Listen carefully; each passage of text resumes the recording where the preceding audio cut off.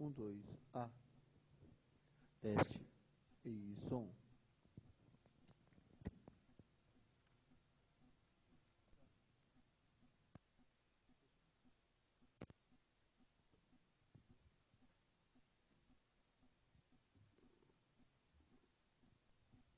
Bom dia, pessoal. Meu nome é Wilson, o Rafael e o David. Somos do Registro BR e a gente vai apresentar o tutorial sobre DNS.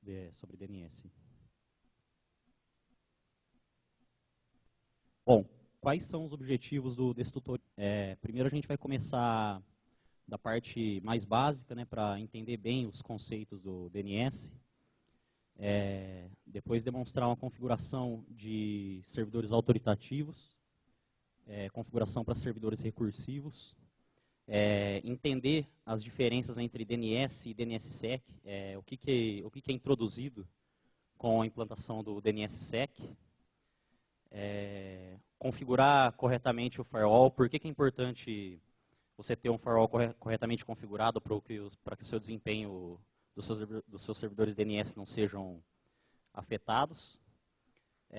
Testar a performance dos servidores, a gente vai demonstrar algumas ferramentas aí para você poder testar o desempenho tanto do seu servidor recursivo quanto do seu servidor autoritativo.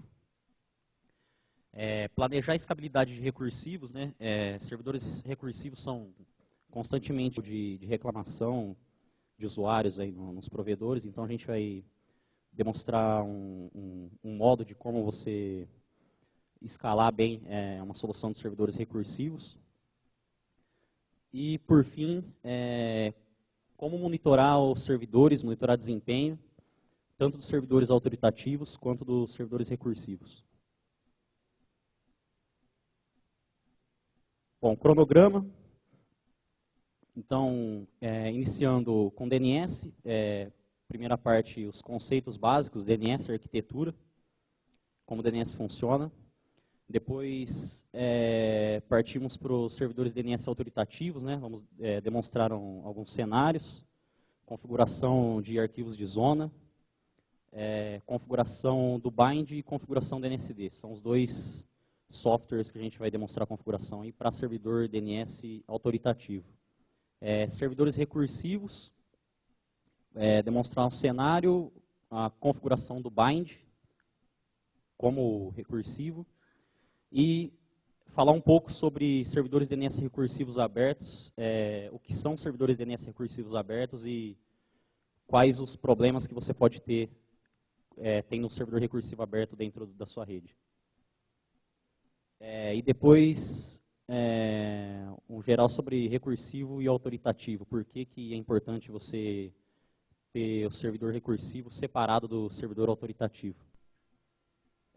Entrando em DNSSEC depois, vulnerabilidade do DNS, porque qual a motivação para você implantar o DNSSEC, a motivação para você ter as suas zonas assinadas e o seu recursivo validando as consultas com DNSSEC. Conceito, depois a autoritativo, como proceder para você ter a sua zona assinada. E a configuração do recursivo, como proceder para você ter o seu servidor recursivo validando as consultas com DNSSEC. Essa seria a parte que falaria mais a fundo sobre os servidores DNS em si. Depois tem uma segunda parte em que a gente vai falar da configuração de firewalls, né? Explicar um pouco o que precisa ser configurado no firewall para o DNS funcionar corretamente. Falar um pouco de eDNS 0, que é uma extensão do protocolo DNS, que tem prevê algumas features, algumas extensões no protocolo. E a configuração necessária para o DNS funcionar corretamente. Nos testes de performance, a gente vai demonstrar duas ferramentas aí para testar especificamente desempenho de servidor recursivo e desempenho de servidor autoritativo. E depois demonstrar um exemplo de um DNS recursivo escalável, né? E, por fim, monitoramento, demonstrar como monitorar os seus servidores autoritativos e o funcionamento do seu servidor recursivo. Bom, o Rafael vai começar agora a falar um pouco dos conceitos de DNS. Bom dia, pessoal. Eu vou estar falando um pouco sobre os conceitos de DNS, a parte básica, né, para manter todo mundo no mesmo nível, para depois a gente seguir para a parte de configuração do servidor autoritativo e configuração do servidor recursivo. Tá? Vamos lá.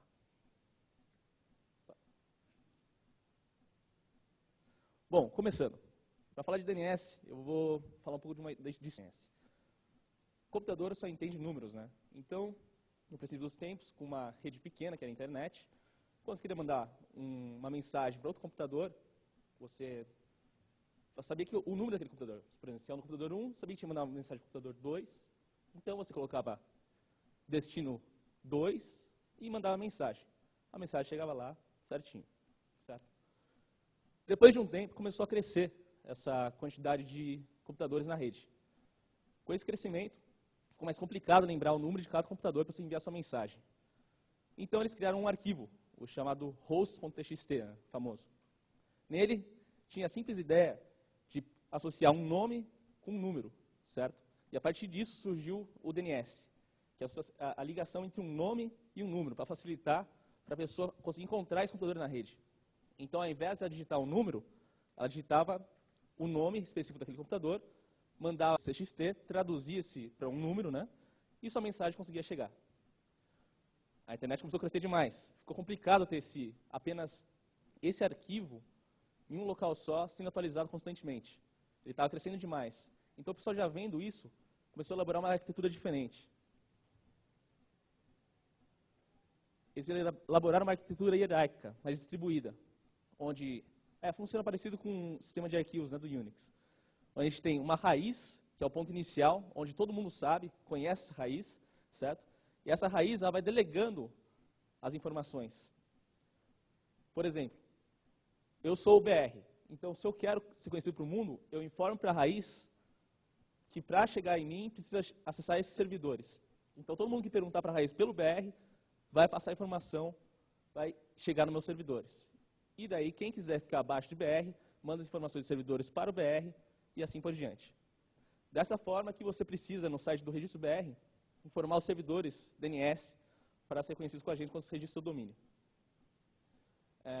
Bom, outra coisa importante é que esses servidores estão aí, são conhecidos como servidores autoritativos. Eles têm autoridade sobre a informação que contém, que eles podem toda hora alterar essa informação e tudo mais. Bom, acho que a parte é isso. Uma coisa que o pessoal discute bastante é a diferença entre o domínio e uma zona. A zona é onde você faz configurações locais do seu servidor DNS, certo? A partir do momento que você delega essa informação para um subdomínio, é criada uma nova zona nesse subdomínio. Então, você não tem mais autoridade sobre informações que tem nesse subdomínio. Ele pode criar qualquer informação que você não vai ter autoridade sobre essa informação, certo? Já o domínio engloba tanto a sua zona quanto as zonas abaixo de você, certo? Então, se qualquer hora você quiser cortar a delegação e voltar a ter controle sobre tudo na sua própria zona, você pode, certo? Pois esse é o seu domínio.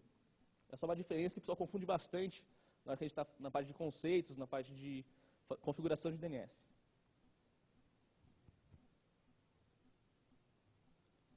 Bom, entrando na parte de configuração de DNS, a árvore que eu falei para vocês é formada por servidores autoritativos, né?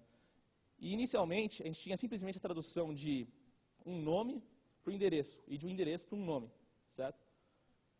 Eles começaram a ver que é interessante essa arquitetura DNS para estar colocando mais algumas informações. Então, eles incluíram outras informações. Essas informações são chamadas de Resource Records, que ficam dentro do seu arquivo de zona. Nele, você vai poder encontrar o recorde SOA, que é o que dá início à autoridade da zona, e ele também vai fazer o controle entre o servidor autoritativo e o secundário, né, e os slaves. O servidor master e o servidor slaves. Tem aqui também o NS, que vai indicar qual que é o servidor DNS, o recorde A, que vai traduzir um nome para o endereço IPv4. O quad-A, que é também um nome, só que agora para um recorde de IPv6. Como vocês podem estar sabendo, vai ter a apresentação do Moreira também agora à tarde, que vai estar falando de IPv6, que o IPv4 está extinguindo, né? Então, IPv6 é importante. A gente tem também aqui o recorde MX, que é para a parte de servidores de e-mail. Tem o CNAME para tradução de apelidos de e-mail. A gente vai ver isso aqui na parte de configuração de delegações acima de 1/24. Tem aqui o recorde PTR para fazer o reverso, que é pegar um endereço IP e traduzir para um nome, certo? Fazer o caminho inverso. Também existem alguns conceitos interessantes aqui, que precisam saber, para a parte de DNSSEC que a gente vai abordar, que é que um conjunto de resource records com o mesmo nome de domínio, classe e tipo é denominado RR7. Você condensa essas informações em uma só, para depois estar trabalhando em cima. Vamos lá. Como eu falei para vocês, a gente tem os tipos de servidores, né? A árvore DNS é formada por servidores autoritativos. Esses servidores autoritativos, em cada nó daquela árvore, eu não disse aquela hora, mas em cada nó daquela árvore, existem não apenas um servidor, e sim diversos servidores, pois caso um falhe, outros servidores respondem, certo? Por isso que a gente tem um servidor primário, que mantém a informação, e outros servidores secundários que replicam essa informação, certo? Que é a ideia do master e dos slaves. Esses todos são servidores autoritativos, que formam a árvore DNS. Agora, como servidor recursivo, é o servidor que vai perguntar para a árvore DNS e vai percorrendo o caminho até achar a informação. Então, enquanto a árvore DNS responde o que ela tem autoridade ou não, o servidor recursivo é aquele que vai começar perguntando para a raiz e vai decorrendo a árvore DNS procurando a informação que ela precisa, certo? A gente tem aqui...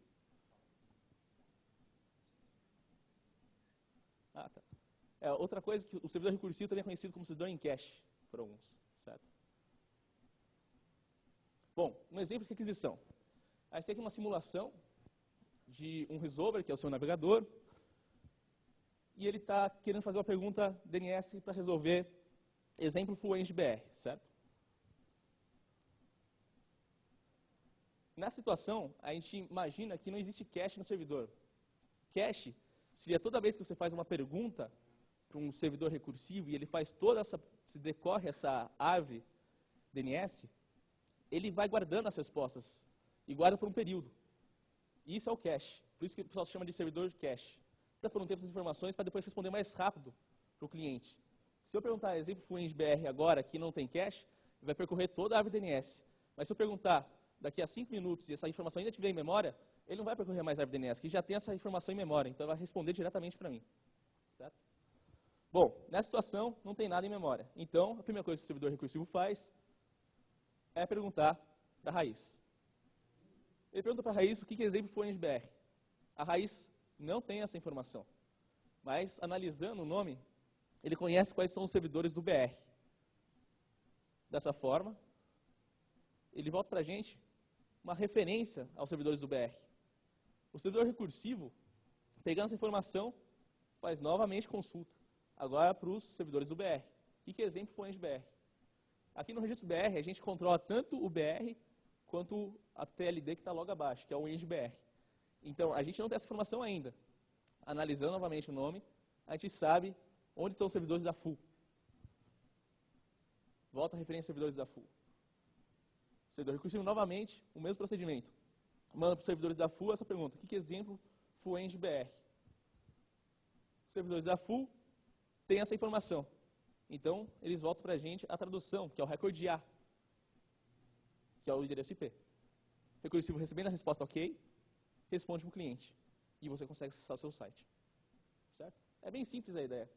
A ideia depois com recursivo, e com cache, é que você perguntaria novamente exemplo fluente BR e voltaria direto o endereço IP. Ele não iria perguntar novamente para a árvore DNS. Ficaria em cache por um determinado período. Esse período é chamado de TTL, tempo de vida, que é time to live.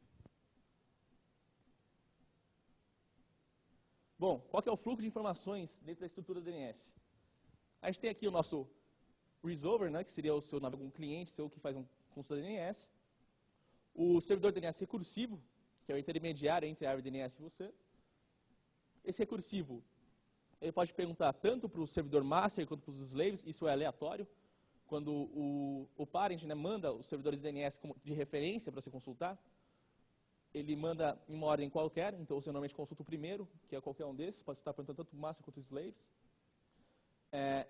Dentro do master, o master pode ser atualizado de duas formas. Uma é estaticamente, para o servidor, altera o arquivo de zona e start o servidor novamente. Ou, dinamicamente, você altera o arquivo de zona, manda um comando dinâmico e ele atualiza rodando. No Dynamic Update você não precisa parar o servidor para estar alterando o arquivo de zona. E temos aqui também os slaves. Os slaves são sincronizados de duas formas. Uma é a XFR, onde ele puxa tudo que tem no master, replica igualzinho. E a outra é o IXFR, que o slave pergunta em que versão que está o servidor master, vê a versão dele, a versão do master, e pergunta as diferenças entre as duas versões. O master, então, manda só as diferenças. Esse é o XFR. Certo? Bom, agora que a gente tem um pouco dos conceitos, vamos para a parte de configuração mesmo de servidores autoritativos. Né? Para isso, a gente fez um cenário. A gente criou aqui uma organização full engenharia, LTDA. No caso, a gente vai registrar o domínio full-eng.br. A gente vai pegar um bloco /24 de um provedor. Como vocês podem saber, o registro aloca blocos até o /20, né? Então, o /24 a gente pega de um provedor. E também, a gente vai pegar um /32 com o registro. Isso a gente pode pegar diretamente com o registro, que é um /32. Um bloco IPv6. Bom, eu vou fazer um pouco de reverso, né? Por causa que, com vocês como Autonomous System, vão ficar mais interessados nessa parte. Então, a gente também criou uns clientes aqui. Um cliente A, que é um /28, para mostrar para vocês uma delegação acima de /24, como é que funciona agora. Um cliente B com /26, certo? Ambos também têm os seus domínios. Eu coloquei A full-eng.br e B full-eng.br, mas poderia ser qualquer domínio. Eu só coloquei um domínio logo abaixo de full-eng.br para mostrar para vocês uma delegação de DNS direta, certo? E eu acharia interessante, mas pode ser qualquer domínio.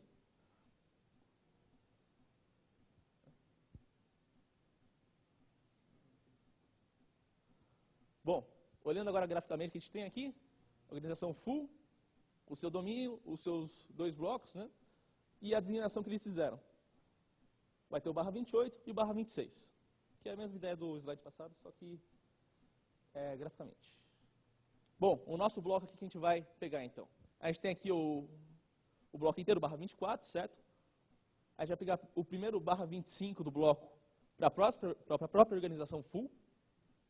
Depois, a gente vai alocar um /28 para o nosso cliente A. A gente vai deixar um espaço em branco, que seria esse /28 e esse /27, para o cliente A se expandir depois, para deixar contigo o bloco, caso depois queira crescer. E depois a gente deixou aqui o /26 para o nosso cliente B. Bom, como é que fica a configuração? Da organização full, o arquivo de zona, esse aqui é o direto. Então o que a gente precisa fazer? A gente configura inicialmente o SOA, certo? Onde define qual que é o domínio, o TTL, que é o tempo de vida que vai ficar essa informação no servidor recursivo. Quem define esse tempo de vida dessa informação no recursivo é o servidor autoritativo. Aqui se define a classe AIN da internet. Existem outras classes que são menos utilizadas, que é o CH do Chaos Network. E existe outra do MIT também, que eu não me lembro agora. Mas esse IN é 99% dos casos sempre utilizado. O tipo do record, que aqui é o record tipo SOA, que demonstra o início da autoridade da zona. Aqui indica qual que é o servidor master, o servidor primário, e o e-mail de contato, caso dê algum problema nesse domínio. Também existe esse e-mail de contato também no arquivo, na consulta DNS, você pode fazer. Se fizer uma consulta do tipo SOA, você pode ver qual que é o e-mail para entrar em contato caso dê algum problema através desse record. O problema é que muitas pessoas não configuram corretamente isso aqui e não colocam o endereço de e-mail nesse local. Para ter uma ideia melhor, é só substituir o primeiro ponto por um arroba que você tem o e-mail, certo? Bom, dentro do record SOA tem algumas informações importantes, que são informações relacionadas à sincronização com os servidores secundários, os slaves. A gente tem a primeira versão da zona, que aqui está no formato recomendado, né, que é a data e um número serial crescente durante o dia. Essa informação que será utilizada no caso de um XFR, ou no caso de uma atualização do secundário. O secundário irá verificar esse número serial. Se esse número serial for superior ao dele, ele irá se atualizar. Se for igual ou inferior, ele não irá se atualizar, certo? Muitas vezes as pessoas erram e erram essa numeração e querem voltar o serial para o início. É só colocar o número 0 aqui, que o servidor secundário, o slave, ele irá atualizar dele de qualquer jeito, certo? Para iniciar a numeração novamente. Outros casos, é só incrementando no master para ocorrer a atualização com os slaves. Ok? Bom, a gente tem também o tempo de refresh. Esse tempo de refresh é o tempo de atualização que o servidor slave irá perguntar para o master se existe alguma alteração, alguma coisa nova. No caso de ele não conseguir se comunicar nesse refresh, esse retry aqui é o tempo que vai levar para ele refazer essa pergunta, certo? Então, deu refresh lá, deu tempo de atualização, perguntou para o master, não conseguiu comunicação com o master. Quanto tempo depois ele vai tentar novamente essa comunicação com o master? É o retry. Esse expire aqui é, no caso, a atualização não deu certo, tentou de novo, sem comunicação.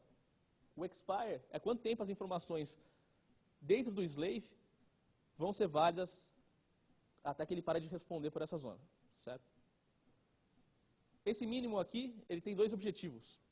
Um é no caso de você não informar o TTL dentro do seu arquivo de zona, ele pega esse cara aqui como padrão. Ele assume ele como padrão.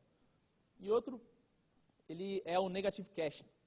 No caso de alguém perguntar uma coisa que não existe para o seu servidor vai falar que ele não possui essa informação, não existe para ele, e vai voltar um TTL. TTL negativo. É quanto tempo essa informação não existente vai ficar no cache do servidor recursivo. Tá ok? Bom, esse é o SOA de controle entre o master e o slave, né? Depois, a gente tem aqui os servidores DNS que respondem por essa zona, certo? Então, a gente coloca o full-engbr, né? Que esse seria o nosso Apex. Coloca em NS1 full-engbr e NS2 full-engbr. Então, esses dois servidores DNS respondem pela zona full-engbr, certo? Depois, a gente colocou aqui o nosso cliente A, que é a nossa delegação DNS. Fala assim, ó, que se alguém perguntar por a.full-engbr, manda para ns1.a.full-engbr. Se alguém ou ns2a.full-engbr. Se alguém perguntar por cliente B, manda ns1b.full-engbr ou ns2b.full-engbr. Essa é a delegação DNS, que você passa a sua autoridade para outra pessoa, certo? Para outro servidor. Bom, como ns1 está abaixo de full-engbr, e assim como o dos clientes, né, o nome está abaixo de full-engbr, é necessário um glue. O que é um glue? É a tradução do nome para o endereço IP na própria zona. Porque se o servidor recursivo perguntasse para você o que é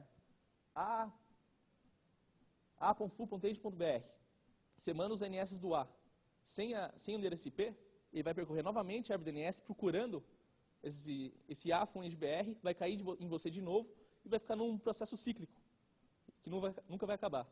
Por isso, precisa dos glues, certo? Então, a gente traduz aqui, primeiro, o nosso NS1 full-engbr e NS2 full-engbr, tanto como o IPv4 como o IPv6, certo? Como a organização full tem 1/32, eu também peguei para configurar os servidores autoritativos como o IPv6, certo? Então, o 260.160.01 vai ser o NS1, 02 o NS2 full-engbr, e a mesma coisa para os nossos IPv6, certo? Peguei também os glues para os nossos clientes. E aqui coloquei só algumas informações, por exemplo, um web service, só para exemplificar, um recorde a mais na zona, caso queira acessar. Tanto via IPv6 quanto IPv4. Bom, agora a parte interessante. O reverso da organização full. A gente tem aqui, então, o 260.0/24, né? Ele vai configurar aqui a zona, o TTL novamente, em SOA, é igualzinho aqui a parte do direto, né? Só muda aqui a zona que está configurando. Você coloca também servidores que respondem por esse reverso. No caso, vai ser o NS1 também e NS2 full-engbr. E depois a gente vai fazer para os clientes. Os clientes, a gente tem que primeiro colocar num formato diferente. Como ele é acima de 1/24, a gente não tem mais como representar ele nesse formato aqui. Não tem como a gente colocar um endereço direto aqui de 127.160.200. Isso não representaria uma rede. Então, existe um formato que você coloca para representar blocos acima de barra 24, que seria esse caso aqui, ó, 127/28, né, que indica que ele é o host 127 no barra 28, dentro da zona que você quer, certo? Bom, depois ele inclui também os CNAMEs para cada host nessa zona. Mas você deve estar se perguntando por que precisa colocar esse CNAME. No caso, acho que eu falo no slide seguinte. Não, é depois. No caso, a RFC define isso para você não ter que ficar, toda vez que o cliente alterar o seu host, você tem que encostar no seu arquivo de zona. Então esse CNAME aqui manda para o servidor dele, do seu cliente, e ele vai poder mexer à vontade nos hosts dele, que não vai ter que importunar você. Certo? Essa é a mágica. Bom, a gente tem tanto para o cliente A, quanto para o cliente B. Certo? Aí a mesma coisa, só que para o outro bloco, né, o barra 26, que manda para o NS1 e manda para o NS2. E tem também os CNAMEs para todos os hosts dentro desse bloco. Coloquei aqui alguns reversos do web server que eu tinha feito, né? No caso, o PTR para o www.FluentBR e os reversos para os autoritativos. Aqui, ó, como eu falei para vocês, o CNAME é necessário porque a RFC 2317, então, é um padrão, né?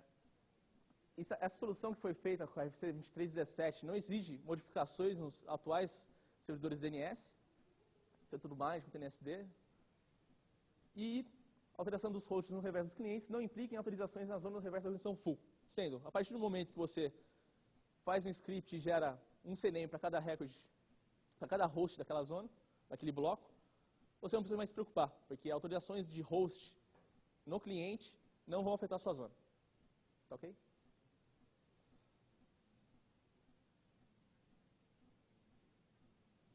Alguém tem uma dúvida?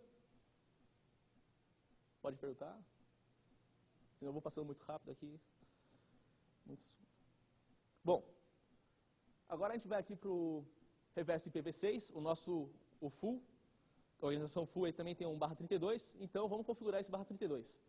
Tem um formato diferente, né? Você pode ver que tem um ponto, agora dividindo cada 4 bits que tem, dos 128 bits. Aqui muda para o IP6 ao invés do ARPANET lá. A gente tem aqui novamente o TTL, o servidor master, aqui o arquivo de SOA igualzinho. Aqui novamente a gente tem a delegação do bloco, né? Autoridade, quem responde para a autoridade da informação. No caso, todas as outras informações que eu mostrei para vocês aqui, eu mostrei sem abreviação. Se vocês forem ver, depois que vocês definem aqui a zona no recorde SOA, ou utilizam uma tag chamada origin, vocês não precisam replicar novamente essa informação. Você pode deixar aqui em branco que ele já preenche com a informação da zona. No caso aqui do cliente A, é só colocar 127/28, que ele já preencheria o resto com .160.200.in-ddr.arpa, certo? Isso é mais fácil porque deixa o arquivo de zona mais limpo. Só que eu decidi mostrar o exemplo completo para deixar mais claro.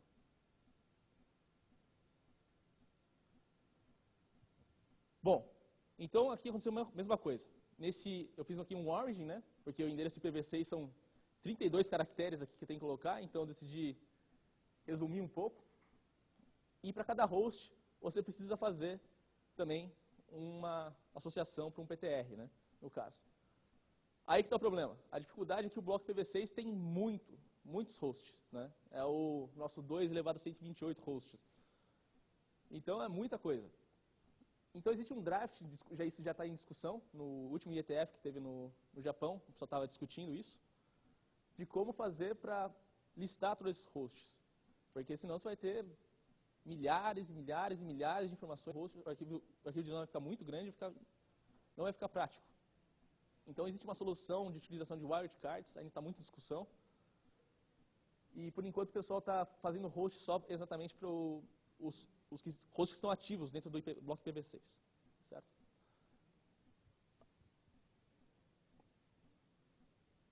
Bom, só uma informação aqui. pessoal pergunta muito, publicação de reverso no registro BR. Toda vez que você faz uma alteração de um bloco /24 ou maior, e você muda na interface do registro BR, informando lá, essa publicação, o tempo que demora para essa informação realmente entrar no ar é até 4 horas. Então, inicia às 2 horas da manhã, essas publicações. Então, às 2 da manhã, às 6 da manhã, às 10 da manhã e assim por diante, vão correndo as publicações. Certo? Só uma informação que o pessoal pergunta bastante. Bom, então vamos aqui ao arquivo de zona direto agora do cliente A. Tem aqui de novo o nosso recorde de SOA, falando que é AFONED-BR, todas as informações do SOA. Tem aqui os servidores DNS que respondem por essa zona. Novamente, como o AFONED-BR, o NS1 AFONED-BR está logo abaixo de AFONED-BR, precisa dos glues, certo? Se fosse um servidor DNS, por exemplo, AFONED-BR em ns1.registro.br, não precisaria de glue, pois não está logo abaixo de AFONED-BR, certo? Mas como está logo abaixo de AFONED-BR, é obrigatório colocar os glues, ok? E também fiz um web service aqui para o nosso cliente A.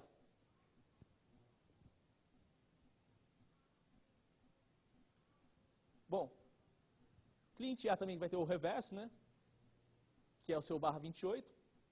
No caso aqui, ele vai seguir um formato agora, como ele está acima de um /24, um /28, tem um formato diferente. Então, você vai ter que fazer seu arquivo de zona ter autoridade sobre o 127/28, 0.160.200.inaddr.arpa.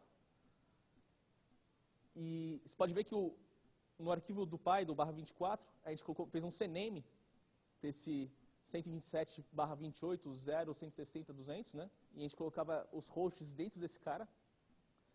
Então, em cima disso, você monta o seu arquivo de zona também, nos clientes. No caso desse cara que é uma /28, vai colocar 127/28, responde para NS1 AFONED-BR, NS2 AFONED-BR, esse cara aqui vai guardar esse arquivo de zona, e vai fazer os recordes PTR para cada host dentro da sua zona, certo? Dentro do seu bloco. No caso aqui, você tem que fazer aquele formato diferente, exatamente porque são /28, seria um /24. 128.127/28 e assim por diante, certo? Em PTR, nome que você deseja. Cliente B, mesma coisa. Aqui é a zona direta. A gente tem responde autoridade por NS1, NS2, precisa de glue e precisa do web service. O web service não precisa, mas coloquei só para exemplificar. Reverso, mesma coisa. É um /26. Como é acima de um /24, também precisa desse formato. 191/26, recorde SOA, responde sobre autoridade, e esse formato aqui para todos os hosts. Certo? Aqui também podia colocar só o 192 ponto, só o número 192, 193 e assim por diante, porque como aqui eu defini, eu não precisaria repetir essa informação. Mas eu coloquei por extenso só para deixar mais claro. Bom, agora vamos para a parte de configuração dos servidores DNS. Eu vou configurar o TSIG. TSIG é um esquema de chaves simétricas entre o servidor primário e o servidor secundário, que eles utilizam para não ter nenhuma interferência, nenhum atacante aí no meio, fazendo algum tipo de interferência na transferência de informação e alterando alguma informação. Então, eu utilizo o esquema de TSIG. Para gerar o TSIG no bind, eu dou um DNSSEC keygen, executa esse comando aqui passando o algoritmo, o tamanho da chave, o tipo host, né, que é para um host, e o nome da chave, certo? Esse comando é bem padrão, todo mundo praticamente utiliza 128. No caso aqui, esse seria o nosso name.conf no master, o bind utiliza esse name.conf como arquivo de configuração. Coloquei algumas opções aqui, que seria quais são os endereços que ele está escutando, né? Tanto o IPv4 quanto o IPv6, que seria aquele host 1 que foi para vocês no começo. Defini aqui a chave TSIG que eu estou utilizando e os servidores secundários, que seria o meu 260.02, né, que vai utilizar essa chave TSIG, que por sinal é a única, e a mesma coisa para o slave IPv6, que vai utilizar também aqui full.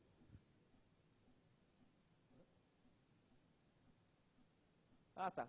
Esqueci de explicar aqui que o recursion no, isso aqui é importante pra caramba, para o seu servidor não funcionar também como recursivo. Como o bind ele funciona tanto como autoritativo quanto recursivo, é importante você definir esse recursion no, para ele não se comportar como recursivo. Senão, se alguém perguntar uma informação para você que você não tem autoridade, esse servidor seu vai tentar buscar na árvore DNS essa informação. E isso não é comportamento correto. Ou você tem um servidor autoritativo ou um servidor recursivo. Ok? Só responde as informações que estão configuradas. Bom, aqui, a gente declara então, como esse aqui é o arquivo de zona, é o arquivo de configuração da zona da organização full, né? A gente vai configurar aqui a full.br, falando que ele é o tipo master, né? Esse aqui é o cara que vai passar as informações para os outros. Falo onde está o arquivo de zona e falo para quem ele pode transferir. Vejam aqui que eu coloquei os servidores slave, tanto IPv4 e IPv6, e coloquei a chave tsig, que ele vai ter que usar para fazer essa transferência. Então, toda vez que for fazer a transferência de zona, tem que usar essa chave. Se não tiver essa chave, não vai funcionar. Certo? Isso garante um caminho seguro entre o master e os slaves. Okay? Fiz também aqui a mesma coisa para o reverso, tipo master, o arquivo de zona, e para quem ele pode fazer as transferências. Certo? E o reverso IPv4 e o reverso IPv6, no tipo master. Bom, na organização full ainda, a gente tem os slaves, né? Os slaves vão escutar na porta 1 slave apenas, escutar na porta 2, tanto no IPv4 e IPv6, desculpa, porta 53, que é o DNS, vai escutar no endereço 2, IPv4 e IPv6. Também não pode ter recursão, que é um servidor autoritativo. Vai usar a mesma chave, pois como são chaves assimétricas, sempre usa a mesma. Chaves simétricas.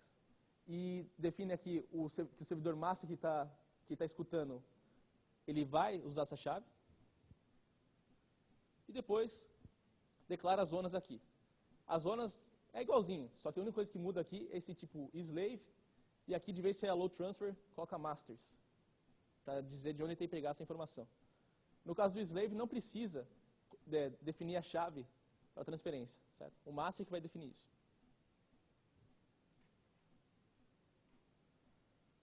Bom, agora olhando um pouco a parte de configuração bind, agora no cliente A, parecido aqui, ele está escutando agora IPv4 no 128. Como esse aqui não tem bloco IPv6, ele vai só escutar IPv4. É um autoritativo, coloca o recursion no, sempre coloca o recursion no. Ele também gerou uma chave tsig, né?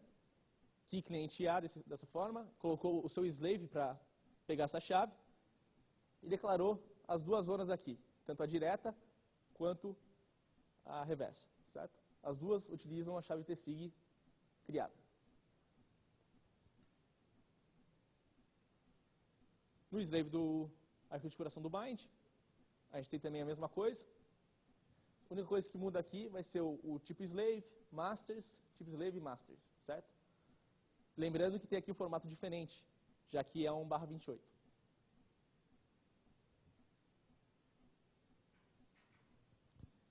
Cliente B, mesma coisa, só que esse cara aqui é um /26, né? Então, gerei uma chave tsig, escutando no 192 agora, recursion no, criei, aqui está o key cliente B. Esse key cliente B é para os slaves definem aqui e colocam também a chave. Defino aqui e coloco a chave tanto para direta quanto para reversa.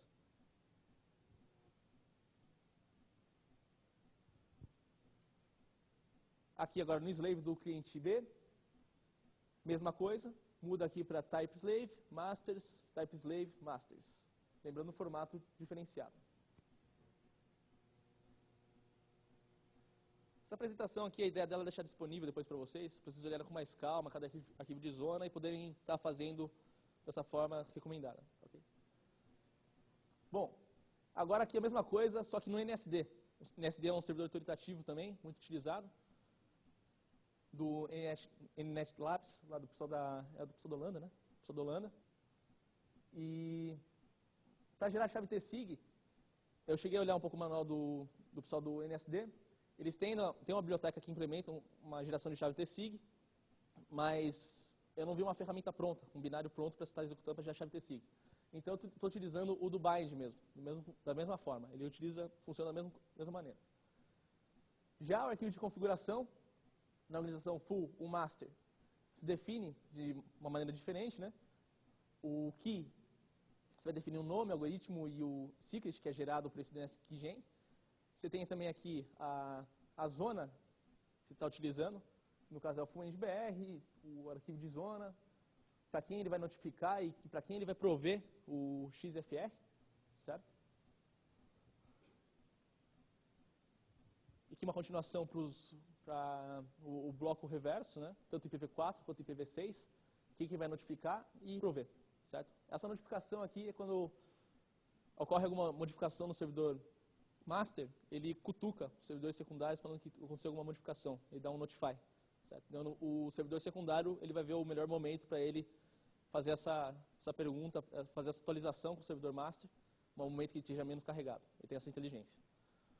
Bom, vale lembrar que o NSD não é recomendado para utilizar como servidor master, pois ele não faz XFR, ele faz só a XFR, então ele sempre manda todas as informações possíveis.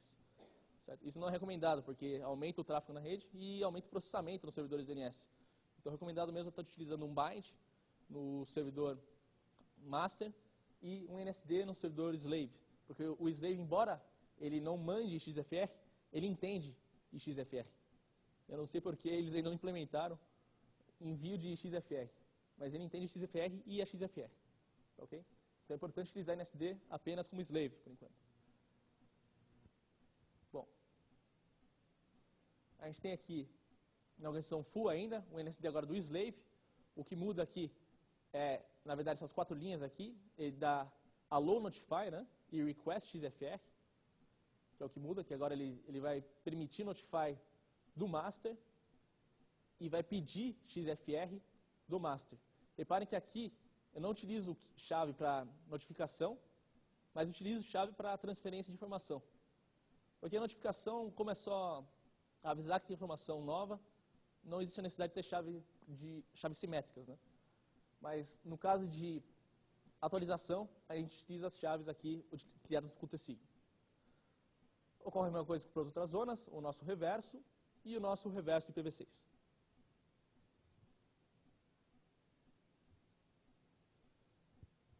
Mesma coisa agora aqui para o nosso cliente A. Já também vai criar uma chave TSIG, vai configurar a zona AFO-NGBR no seu direto, né? Informando o arquivo de zona, informando notify sem chave, informando qual vai ser o cara que vai pegar, que vai prover, qual cliente que vai prover XFR, que na verdade, utilizando a chave que cliente A. E também coloquei a zona reversa. No slave, muda a mesma coisa. Allow notify, request XFR, sem chave, com chave. Allow notify, request XFR, sem chave e com chave. Ok? Bom, cliente B, mesma coisa. Lembrando que tem um formato diferenciado, funciona da mesma forma. Já a chave TSIG, aqui utiliza a chave TSIG, aqui não precisa, não precisa, precisa.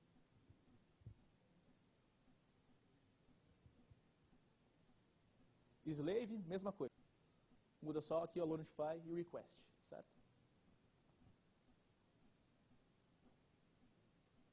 Bom, agora como configurar o servidor DNS recursivo? Até aqui alguma dúvida em relação à configuração do servidor DNS autoritativo? Não? Bom, beleza. Aqui no servidor DNS recursivo, novamente nossa organização full decidiu prover um servidor DNS recursivo tanto IPv4 quanto IPv6, certo? O nosso IPv4 vai ser o 260.06 e o nosso IPv6 vai ser o 2001 12FF final 6, ok?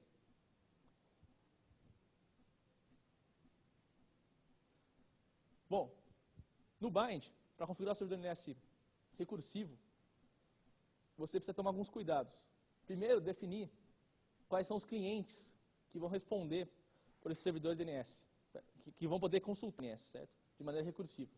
Então, você cria aqui uma ACL, que é o Access List, para os seus clientes. No caso aqui, coloquei a minha rede loopback, né, o 127.0008/8, o 260.0.0/24, que é o meu bloco, que eu consegui pegar do provedor, e o /32, que eu peguei do registro BR, certo? Todos esses caras vão poder consultar o meu servidor o 06 aqui, ou 6 IPv6, para estar consultando, fazendo pesquisa na árvore DNS, certo? Então, aqui eu defino quais são, onde eu vou estar escutando, no caso, vou estar escutando tanto no loopback quanto no 260.06, e IPv6 no 2001 12FF final 6, certo? Como eu não defini a porta aqui, o default é a porta 53 DNS. O diretório que vai estar rodando, o /etc, onde vai estar escrevendo o processo PID, né, no Linux, de um Unix-like. Dados de estatística podem ser armazenados dentro desse arquivo, né, estatísticas de acesso e tudo mais. Bom, aqui eu defino para quem realmente vai poder responder. Então eu dou um allow query apenas para os clientes. Por isso que eu defini esses clientes aqui, para não colocar um monte de endereço IP dentro dessas chaves aqui. Eu defini aqui uma variável clientes, né? E depois eu só jogo elas aqui dentro. Então eu só permito que esses clientes façam query para esse servidor, que armazene cache apenas para esses clientes e que ocorra recursão apenas para esses clientes. Esses três casos aqui são medidas de segurança para permitir que qualquer um faça consulta com o seu servidor de DNS recursivo, certo? Existem vários tipos de ataque que podem acontecer em cima disso. A gente vai estar falando um pouco deles depois. Oi? Os três obrigatoriamente têm que estar setados para funcionar, para restringir apenas para os seus clientes. Tá? Bom, esse max cache size de 512 MB, quantos servidor DNS recursivo consegue armazenar de cache, certo? Depois de 512 MB de informação em memória, ele começa a descartar as informações mais antigas, para não dar um overload na memória. Então é bom se definir também um max cache size para o servidor de DNS recursivo no começo da memória do seu computador. Esse clients per query e max clients per query, ele funciona de forma a permitir uma quantidade qualquer de clientes para acessar o servidor DNS recursivo. Por default, eu acredito que o clients per query seja 10 e o max clients per query seja 100. Então existe uma limitação em relação a quantos clientes ao mesmo momento podem consultar o servidor DNS recursivo. É bom deixar ilimitado isso aqui, para prover para quantos clientes quiser. Bom, uma coisa importante, não existe query source. Esse query source, essa opção query source que existe na configuração do bind, ela deixa fixo qual que é o endereço IP e qual que é a porta de saída, de consulta DNS que você faz para a árvore DNS. Então, quando o pacote DNS sai para uma requisição DNS, para a árvore DNS, para um servidor DNS autoritativo, ele sai com uma porta, com um endereço de origem fixo e com uma porta de origem fixo com esse query source. Isso permite diversos tipos de ataque de poluição de cache, que é um cara tentar responder como servidor DNS autoritativo antes do servidor DNS autoritativo realmente responder. Isso vai fazer você guardar uma informação em memória errada e vai responder errado para os seus clientes por muito tempo, certo? Então isso é um tipo de ataque que ele ficou mais fácil com um modelo do Dan Kaminsky que ele propôs aí na parte de resposta incorreta, introduzir uma poluição de cache. Que daí você nem precisa esperar o TTL expirar para poluir o cache. O ideal, que até foi uma atualização que o Bind fez uns tempos atrás, é fazer a randomização de portas de saída. Então, quando ele faz uma requisição, a porta... Antigamente, antes da correção do Bind, ele sempre mandava na porta 2222, se não me engano. Você podia definir, mas por default era 2222. Bom, a continuação aqui, parte de logs. No caso, quiser logar categorias diferentes dentro do seu bind, você pode logar em lugar específico, né?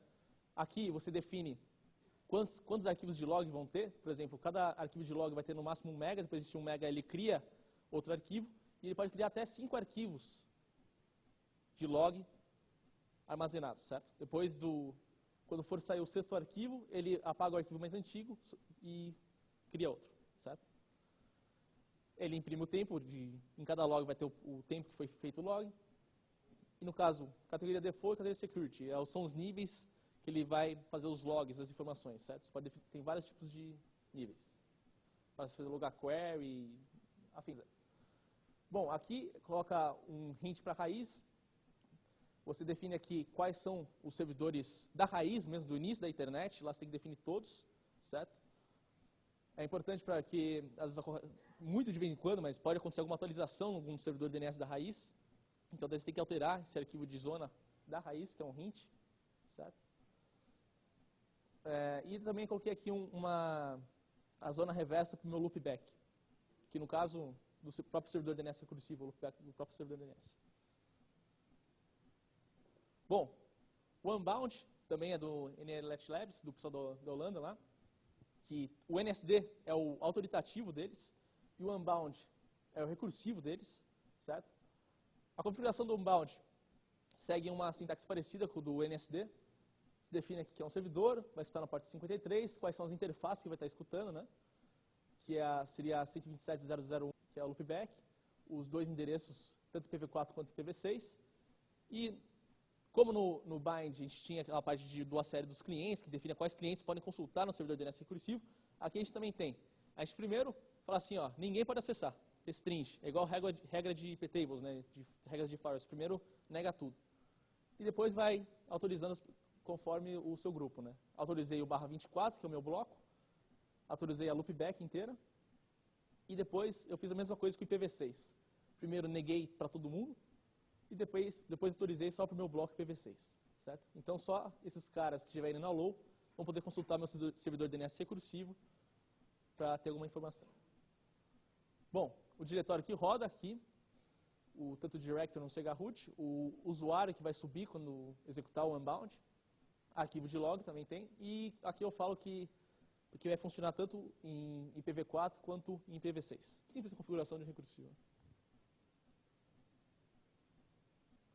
Bom, foi o que eu falei para vocês. Se vocês não definem os clientes que podem acessar o servidor DNS recursivo, ou se não vocês definem o servidor DNS autoritativo e não colocam aquele recursion no, vocês deixam aberto o servidor. Sendo, qualquer um pode fazer uma pergunta para o seu servidor e ele vai fazer uma consulta para a árvore DNS, certo? Ele vai ser um recursivo aberto. Então isso é perigoso, pois eles podem tanto comprometer sua banda, fazendo várias consultas sobre DNS recursivo, clientes que não são da sua rede, quanto utilizar o servidor DNS recursivo para fazer ataques de amplificação de cache. Bom, para solucionar, no bind, a CL clientes, que é a low query, a low recursion só para os seus clientes. Isso aqui no recursivo, né? No autoritativo, lembrando, tem que colocar aquele recursion, certo? No NSD, faz os access control.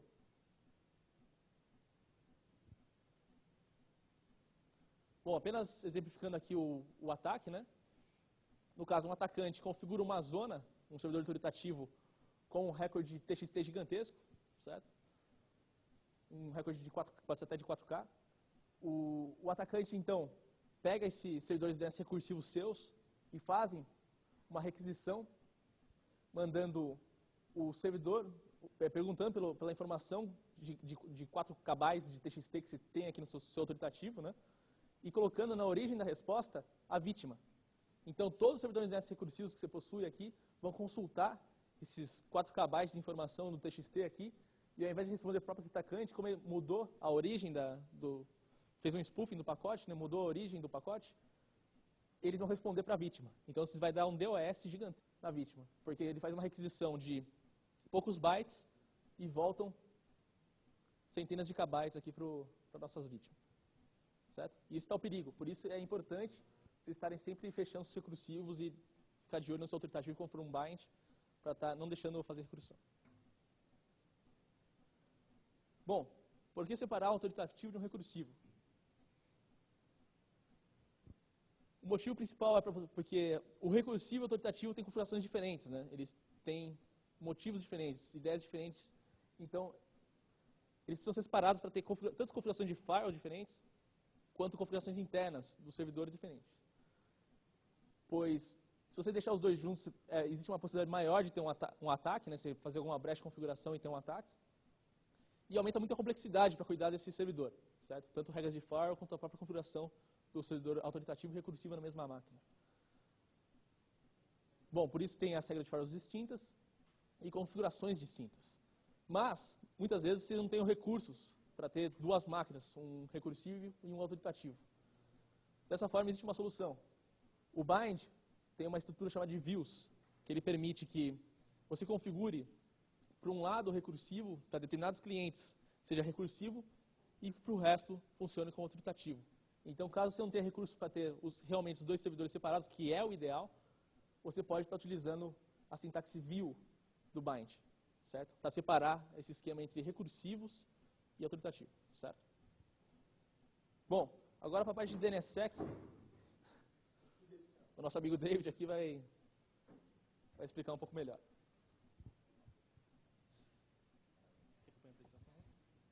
Bom dia, pessoal. Teve um pequeno acidente ali, mas nada grave. Bom, agora nós vamos falar agora sobre DNSSEC. E antes da gente começar a falar efetivamente como funciona o DNSSEC, a gente quer tentar exemplificar quais são as vulnerabilidades e sobre o que efetivamente ele afeta. Tá? Então aqui nós temos aquele mesmo fluxo que o Rafael mostrou no começo da apresentação, onde a gente tem o resolver, o recursivo, os seus servidores autoritativos e os seus meios de atualização dos seus servidores autoritativos. Em diversos pontos desse fluxo, eu posso ter vulnerabilidades.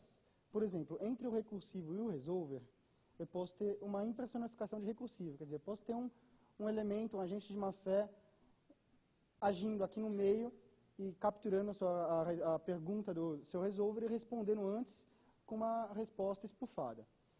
Entre o recursivo e o autoritativo, que é o maior foco efetivo de ataque, a maior pontualidade, é onde pode ter o ataque de poluição de cache. O que seria isso? O agente de má-fé, ele vai tentar poluir de alguma maneira o cache do recursivo e com isso ele vai afetar uma grande massa de clientes aqui, porque se ele conseguir poluir o cache do recursivo, todos os clientes que fizerem consultas para aquele recursivo vão ser afetados. Então esse aqui é o maior foco. Na parte de atualização, eu tenho um outro conjunto de vulnerabilidades. Por exemplo, entre o arquivo de zona e o master, eu posso ter dados corrompidos. Entre a atualização dinâmica, eu posso ter updates não autorizados. Entre o master e o slave, eu posso ter uma impersonificação de master. O que seria isso? Alguém se passa pelo master e atualiza todos os seus slaves. Tá? Como que a gente pode resolver isso? Bom, do lado esquerdo, eu tenho DNSSEC, que vai tentar solucionar todos esses problemas. Do lado direito, TIG, que o Rafael já abordou aqui, já é uma tecnologia bem conhecida, e o que a gente está querendo exemplificar agora é a parte DNSSEC. Bom, para a gente tentar demonstrar isso, vamos ver um ataque de man-the-middle. Tá? Nesse caso, eu tenho o resolver, tá? O seu aplicativo, o seu browser, qualquer um que tenha feito uma consulta de um DNS, ele está querendo fazer uma consulta para um servidor recursivo num ambiente propício. Por exemplo, você está aqui na conferência, abriu seu laptop, vai acessar um site qualquer, você fez a pergunta, por exemplo, FluentBR. O outro agente de má-fé, ele também está aqui na conferência, está no laptop do lado, ele capturou a sua pergunta via rede wireless. Nesse meio tempo, como ele capturou, a sua pergunta também vai até o roteador, só que ele responde bem mais rápido que o roteador. Ele responde, sua máquina vai aceitar e você vai acessar uma página do atacante, do agente de má-fé, muito antes do seu, efetivamente, de toda a árvore DNS responder, porque vai lá para o servidor recursivo, ele vai lá fazer, se ele não tiver em cache, ele vai perguntar para a árvore, fazer todo o fluxo de consultas, até voltar a resposta, o atacante que é do seu lado já respondeu, quando chegar a resposta para o seu laptop, você já foi afetado, independente do seu sistema operacional, do seu sistema de segurança, você já foi comprometido nesse ponto. Tá. O segundo ataque, que é o mais efetivo, tá, é o ataque de poluição de cache. Então, a gente está num outro ambiente, então você pode estar num ambiente cabeado nesse caso, então você não tem nem a facilidade do ambiente wireless, então você está no seu resolver, você está fazendo uma consulta para um determinado domínio, por exemplo, FluentBR, para o seu servidor recursivo. Tá? Nesse caso, o seu servidor recursivo está fazendo um monte de consultas pela árvore DNS, vamos supor que ele ainda não tem cache, ou se por acaso pirou, ele tem que refazer a consulta para a árvore DNS. Então, ele está fazendo um conjunto de perguntas. O agente de má-fé, nesse caso, ele vai capturar a pergunta nesse meio do caminho. Opa, ele capturou a pergunta e responde, e pior, nesse caso, ele não vai só simplesmente responder, essa pergunta vai ser passada para você. Ela vai ficar armazenada no servidor recursivo. Então, com isso, como ele vai responder isso? Ele vai responder também com um TTL bem alto. Então, essa pergunta vai armazenar em cache o servidor recursivo durante todo esse TTL ou até alguém perceber, informar o administrador do servidor recursivo e ele resetar o cache. Tá? Vai lembrar que com aquele ataque Duncan-Minsky, novo, ele não vai, esse ataque de poluição de cache não necessariamente ele precisa esperar alguém fazer uma pergunta para a árvore DNS completa. Ele pode mandar isso aqui na parte da resposta para uma outra pergunta e vai preencher o seu cache. Então, o agente de má-fé, nesse caso, ele pode fazer um outro ataque. Ele faz a pergunta para o recursivo para um domínio que não existe. Tá? Ele sabe que vai vir uma resposta e essa resposta vai passar para um servidor dele.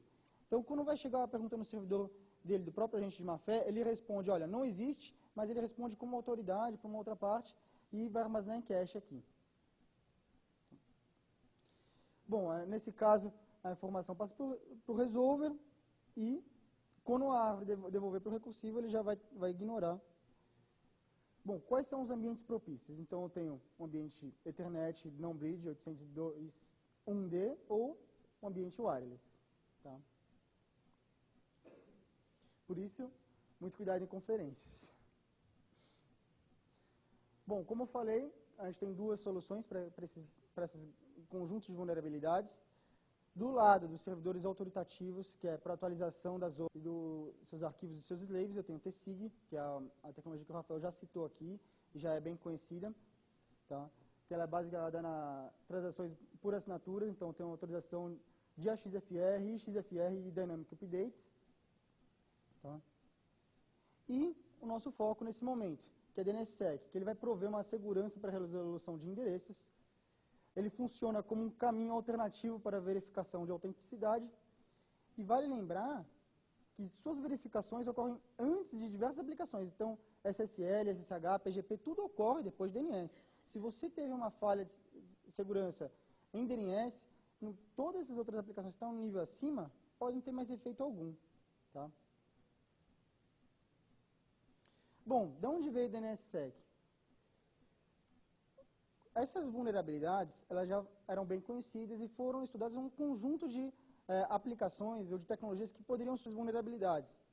E DNSSEC foi escolhida como uma tecnologia que ia suprir essa vulnerabilidade, principalmente pelo fato que ela pode ser uma extensão da tecnologia de DNS. O que isso quer dizer? Que eu não vou ter que mudar toda a minha arquitetura DNS para pôr uma solução e ser incompatível. Não, DNSSEC é uma solução que você pode adicionar de forma incremental, aos poucos. Tudo que existe com DNS continua funcionando e todos aqueles servidores que começarem a utilizar DNSSEC, eles vão estar bem mais seguros. Então, você não tem aquela mudança drástica, ele continua sendo compatível e o administrador tem a facilidade de ir incrementando aos poucos suas máquinas e a rede vai continuando funcionando normalmente. Por isso foi escolhido DNSSEC. Dessa maneira, ele vai possibilitar uma maior segurança para o usuário de internet, mesmo sem ele saber. Então, aquele usuário final, que não sabe nada efetivamente técnico, ele vai passar a estar num ambiente muito mais seguro, sem ele ter que instalar nada, sem ele ter que saber nada. Simplesmente porque os a qual ele acessa estão com o DNSSEC e ele está num ambiente muito mais seguro agora. Vale lembrar também que DNSSEC ele é uma tecnologia que também evoluiu. Agora nós estamos no DNSSEC na versão BIS, e a gente encontra, às vezes, no mercado, alguns softwares que falam que tem suporte de DNSSEC, mas, na verdade, ele tem suporte DNSSEC é uma versão bem antiga, que não é a ideal. Mas a gente vai comentar um pouco mais para frente sobre isso. Bom, efetivamente, o que DNSSEC garante? DNSSEC garante a origem, a autenticidade. Então, ele garante que quem está respondendo é efetivamente quem ele afirma ser. Ele garante a integridade. O que isso quer dizer? Que a resposta ou a pergunta, a resposta que voltou para o seu servidor, ela está íntegra, ninguém adicionou nada naquilo. Ele também garante a não existência de um nome ou um tipo. Por exemplo, você perguntou por um recorde, por um nome de um recorde, e esse recorde ele não existe, então ele garante não só as respostas, mas também garante as respostas negativas. Olha, esse nome não existe e eu estou garantindo. Ou pior, ou uma diferença. Esse nome existe, mas esse tipo ao qual você perguntou não existe. Então, ele garante isso. Bom, o que ele não garante? Ele não garante confidencialidade, continua funcionando da mesma maneira que nem DNS, não é criptografada a sua pergunta, nem a resposta. Então, a sua pergunta, qualquer um que capturar lá no meio vai conseguir ver que site você estava perguntando DNS e qual que foi a resposta, então não garante confidencialidade. E ele também não garante a proteção contra ataques de negação de serviços. Mas a gente vai ver que, pelas soluções para esse tipo de vulnerabilidade, apesar dele não garantir, ele dificulta parte desses ataques DOS. Tá? Então, vale lembrar que DNSSEC não é nenhuma panaceia de segurança que vai solucionar todos os seus problemas. Não. É uma tecnologia bem focada e objetiva para solucionar determinados pontos de vulnerabilidades no protocolo DNS. O objetivo aqui é tentar motivar os administradores nesse ponto a utilizarem e implantarem DNSSEC nos seus servidores.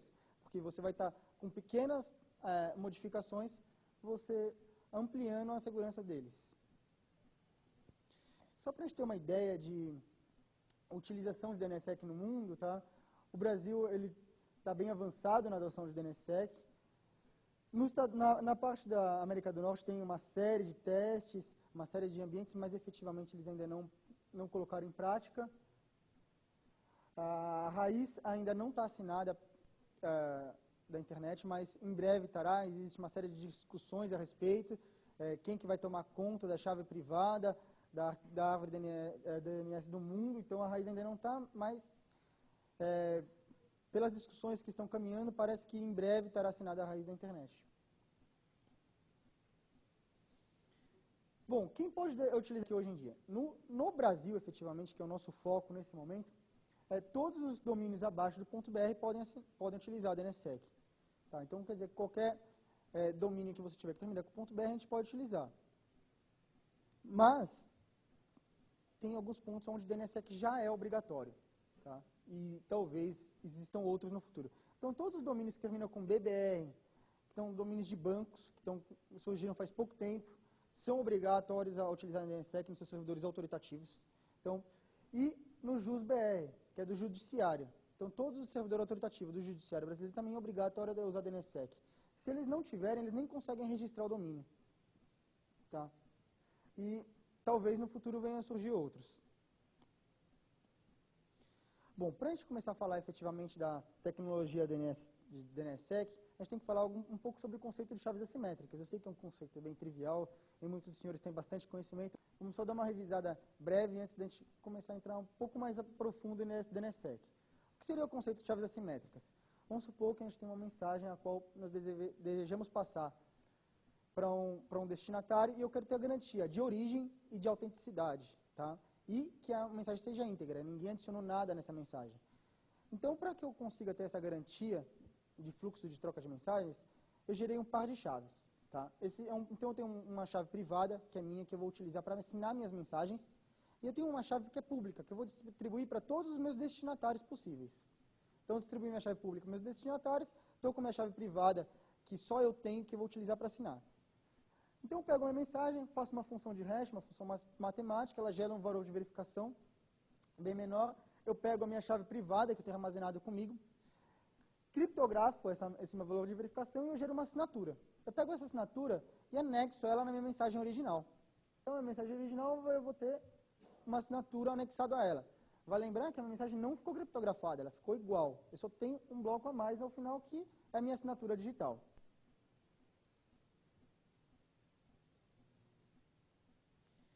Do lado do receptor, quando ele receber a mensagem, ele vai receber a mensagem com uma parte assinada. Tá? Ele vai separar isso em duas partes. Então, ele pegou aquela assinatura, ele tem a minha chave pública, que eu já forneci para ele antecipadamente. Tá? Ele vai pegar a assinatura, vai decodificar e gerar um valor de verificação. A outra parte da mensagem, a mensagem original, ele faz uma função de hash, uma função matemática, chega no segundo valor de verificação, ele compara os dois. Com isso, ele consegue comparar se a mensagem é íntegra e autêntica, porque só eu tenho a minha chave privada, estou garantindo que eu estou mantendo essa segurança, então ninguém conseguiria gerar uma assinatura igual, e ele tem a chave pública, ele consegue verificar se essa assinatura é válida. Tá? Esse é o conceito de chaves assimétricas.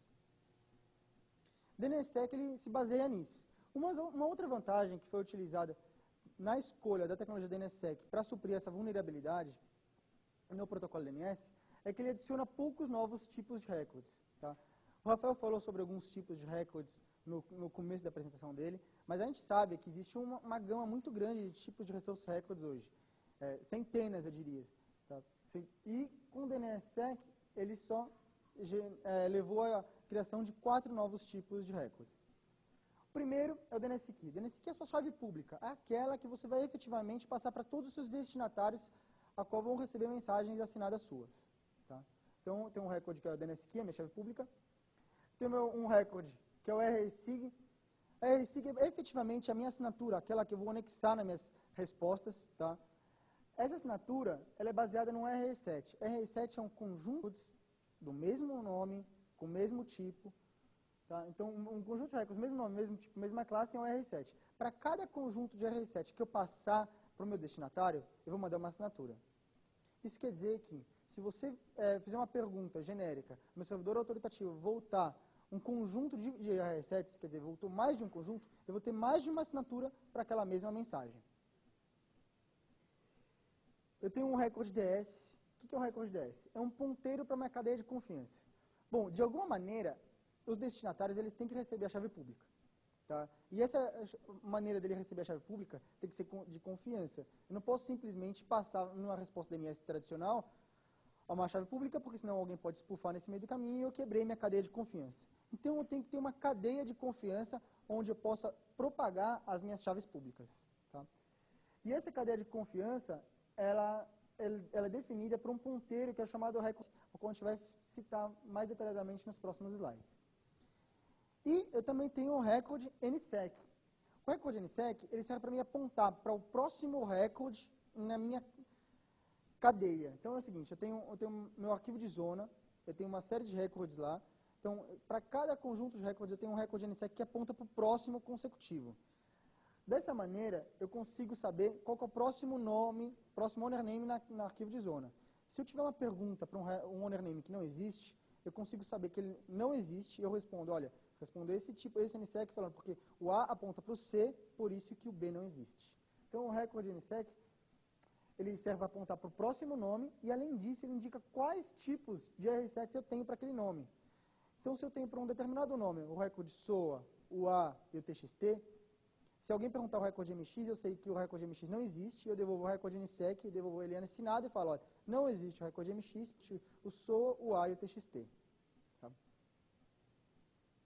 Vamos falar um pouco mais detalhadamente sobre cada um desses tipos de novos recordes. Tá? Então, DNS Key. Como eu falei, o DNS Key, ele representa a minha chave pública. Efetivamente, a gente não precisa saber nesse momento como funcionam os bits e bytes desse recorde, qual que é o formato dele. Mas a gente só precisa saber mais ou menos que ele tem um conjunto de flags, um protocolo, um algoritmo e a minha chave pública. Se a gente olhar para o formato do que a gente costuma visualizar aqui no arquivo de zona, como é que fica esse recorde DNS Key? Bom, ele está nesse formato aqui.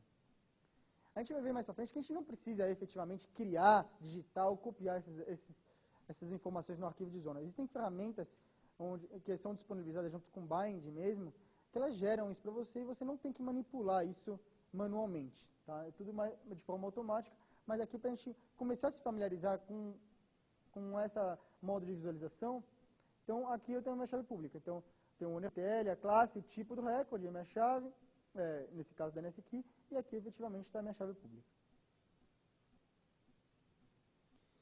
RSIG. Então, como eu falei, RSIG é um recorde que contém assinatura para um RE7. RE7 é um conjunto de recordes do mesmo nome, mesmo tipo, mesma classe. Então, eu tenho aqui 3 exemplos de RE7. Eles têm o mesmo nome nesse primeiro caso, mesma classe, mesmo tipo. Os recordes são diferentes, mas esse aqui é um RE7 porque ele tem o mesmo nome, mesma classe, mesmo tipo. Aqui é um outro porque o nome já é diferente. Tá? E esse daqui é diferente desse porque, apesar de eles terem a mesma classe, mesmo tipo, o nome é diferente. Então, eu tenho 3 RE7s. Para cada um RE7 que eu tiver numa resposta, eu vou ter uma assinatura. Então, como é que funciona? Eu tenho um conjunto de recordes que compõem um RE7. Esse RE7 ele é assinado com a minha chave privada, que eu vou armazenar de forma segura nos meus servidores autoritativos, um RSIG. Tudo isso aqui é feito de forma automática, mas é como o fluxo funciona. Tá? Vale lembrar que a chave pública ela não tem período de validade. Uma vez você criado seu par de chaves, tanto público quanto privado, as chaves valem por tempo indeterminado. Em contrapartida, o RSIG, que é o recorde de assinatura, ele tem um período de validade tanto inicial quanto final. Então, você pode gerar uma assinatura que vai começar a valer daqui a tanto tempo e ela vai vai ter um período de validade específico também. Então, tem um período de validade inicial e o final.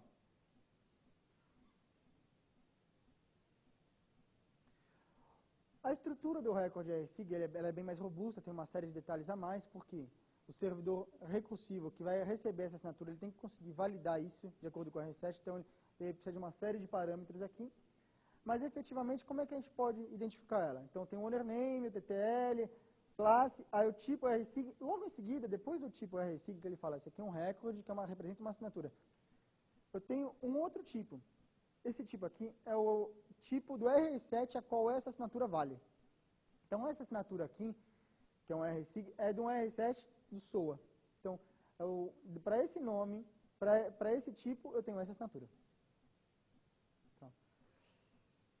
Aqui também eu consigo olhar quando que essa assinatura expira e quando ela começa a valer. Isso é importante. E qual chave foi utilizada para gerar essa assinatura. Lembra que eu falei que você tem um par de chaves, uma privada, que você utiliza para gerar assinatura, e uma pública que o seu destinatário tem para poder validar. Toda assinatura é gerada com uma chave privada. Tá? Só que em determinados momentos, você pode ter mais de uma chave privada e você, com isso, pode gerar assinaturas de acordo com qual chave você estiver utilizando. Nesse caso, por isso eu tenho um identificador de qual chave foi utilizada para essa assinatura. Efetivamente, a gente precisa ter um conhecimento só como que é o formato disso, porque na prática, o próprio software vai fazer essa validação.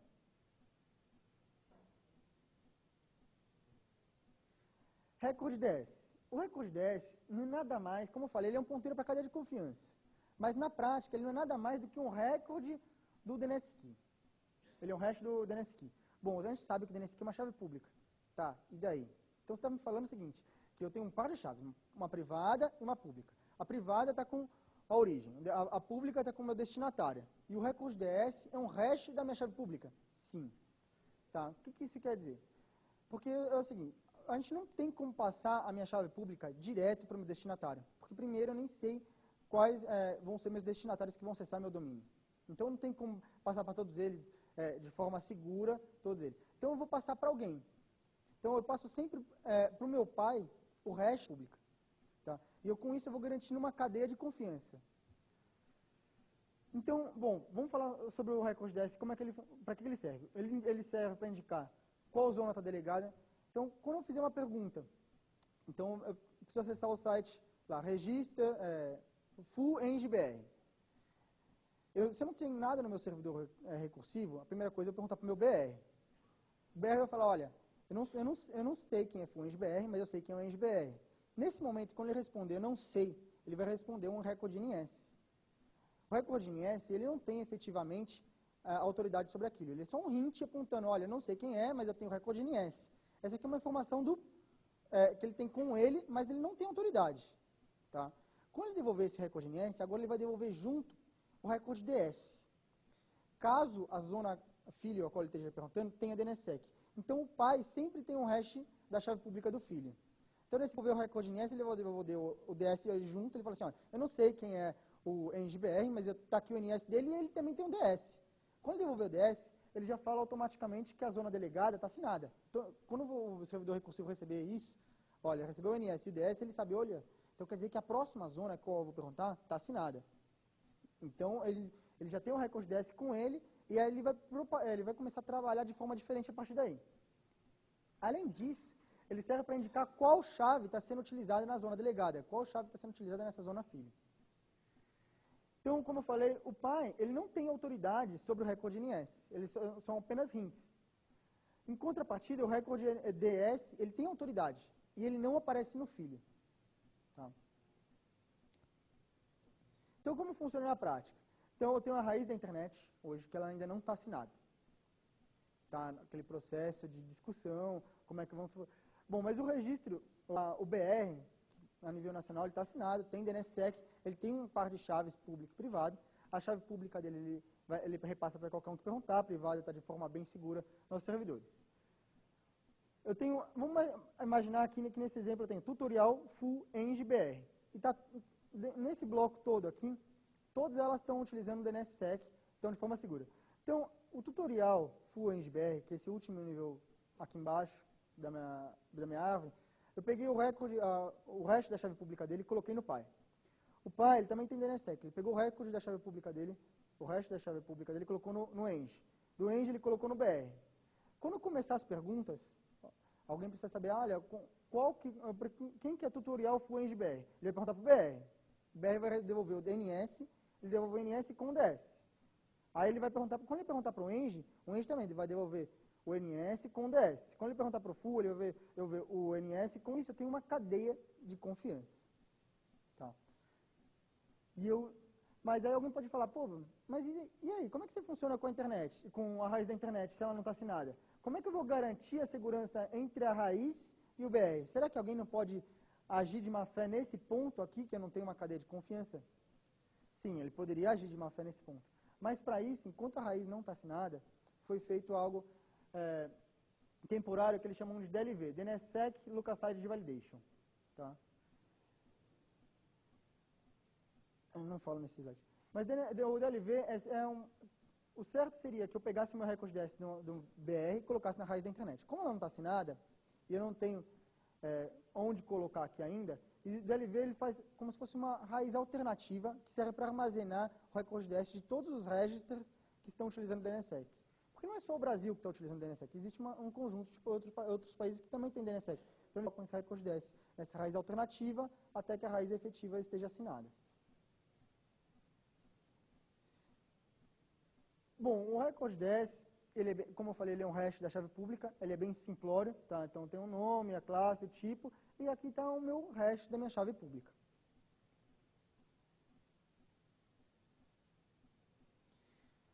Depois que a gente começou a adoção e a implementação de DNSSEC na internet brasileira, agora quando você faz uma consulta no RUIS, esse determinado domínio, por exemplo, o FluentBR que existe mesmo, ele está assinado com o DNSSEC, agora aparece uma linha a mais. O recorde DS, que é o hash da chave pública, a qual eu vou passar para todos que fizerem essa pergunta.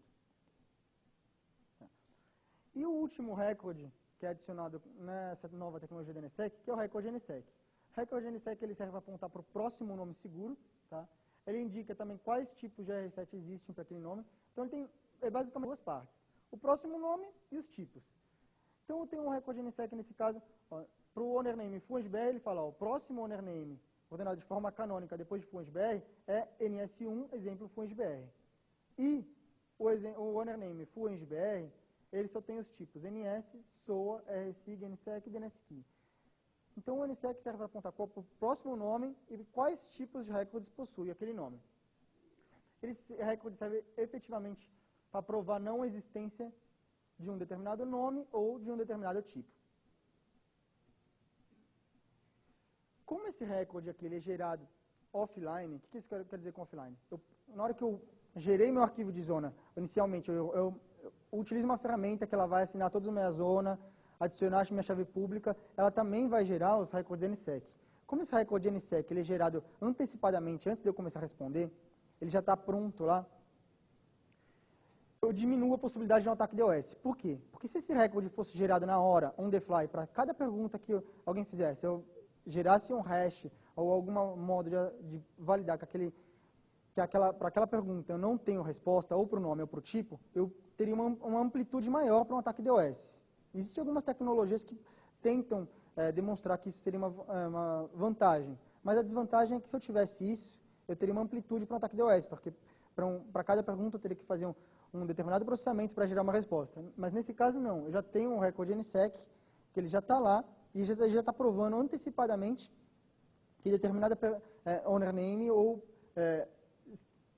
para determinado de um owner name para um outro não tenho nada no meio. Então ele já está gerado antecipadamente, então eu não tenho como ampliar meu ataque DOS nesse caso.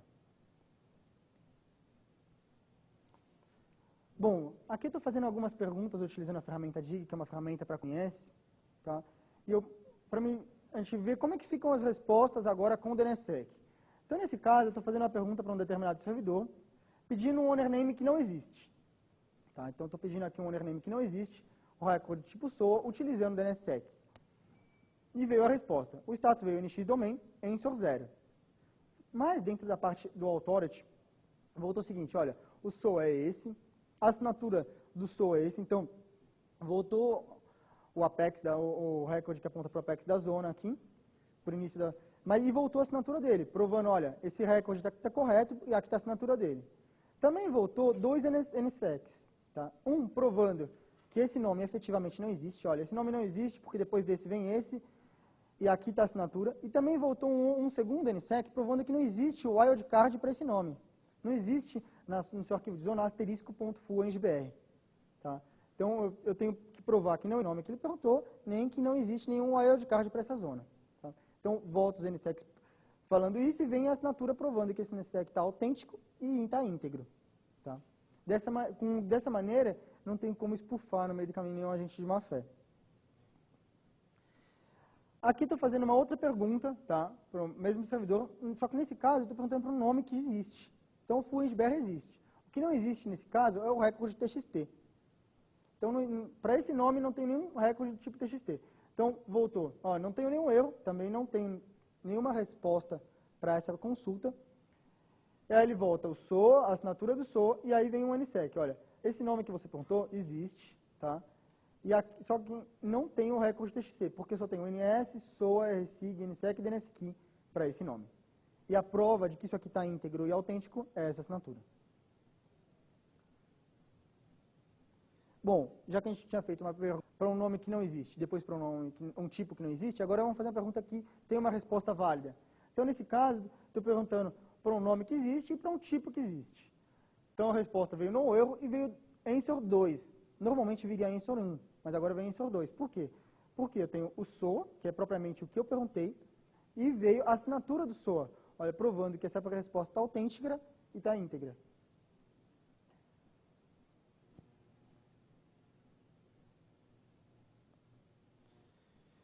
Bom, a desvantagem do NSEC, até agora, a gente estava falando só de vantagens, deixa eu voltar aqui mais um slide. A desvantagem do NSEC é o seguinte, se eu perguntei para um nome, ele ia falar que o próximo, qual que é o próximo que existe, eu conseguiria enumerar minha zona. O que é enumerar? Eu conseguiria fazer o que eles chamam de zone walking. Então imagina que eu tenho uma zona que tem uma série de domínios lá. Alguém quer saber como está meu arquivo de zona. Todos os domínios que eu tenho, ele poderia perguntar um nome que não existe, ele descobre qual que existe. E assim, ele sucessivamente, ele vai caminhando. Então ele conseguiria perguntar e descobrir todos os nomes do meu arquivo de zona. Isso pode ser muito ruim em determinados ambientes. Tá? Eu sei que se o cara perguntar um nome correto, eu tenho que responder para ele. Mas se ele não sabe, não deveria mostrar para ele todos os domínios que tem naquele meu arquivo de zona. Então, o NSEC ele deixa fazer isso. Para suprir essa deficiência, tem o NSEC 3.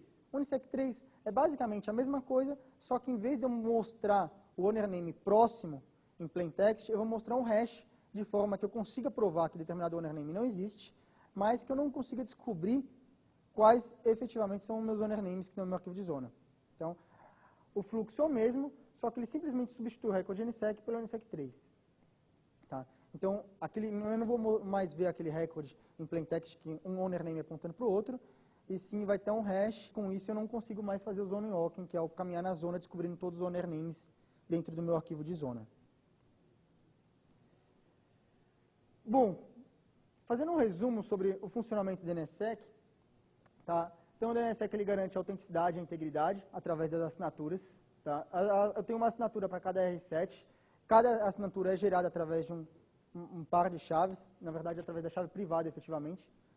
Todas as zonas delegadas, quer dizer, todas as suas zonas filhas,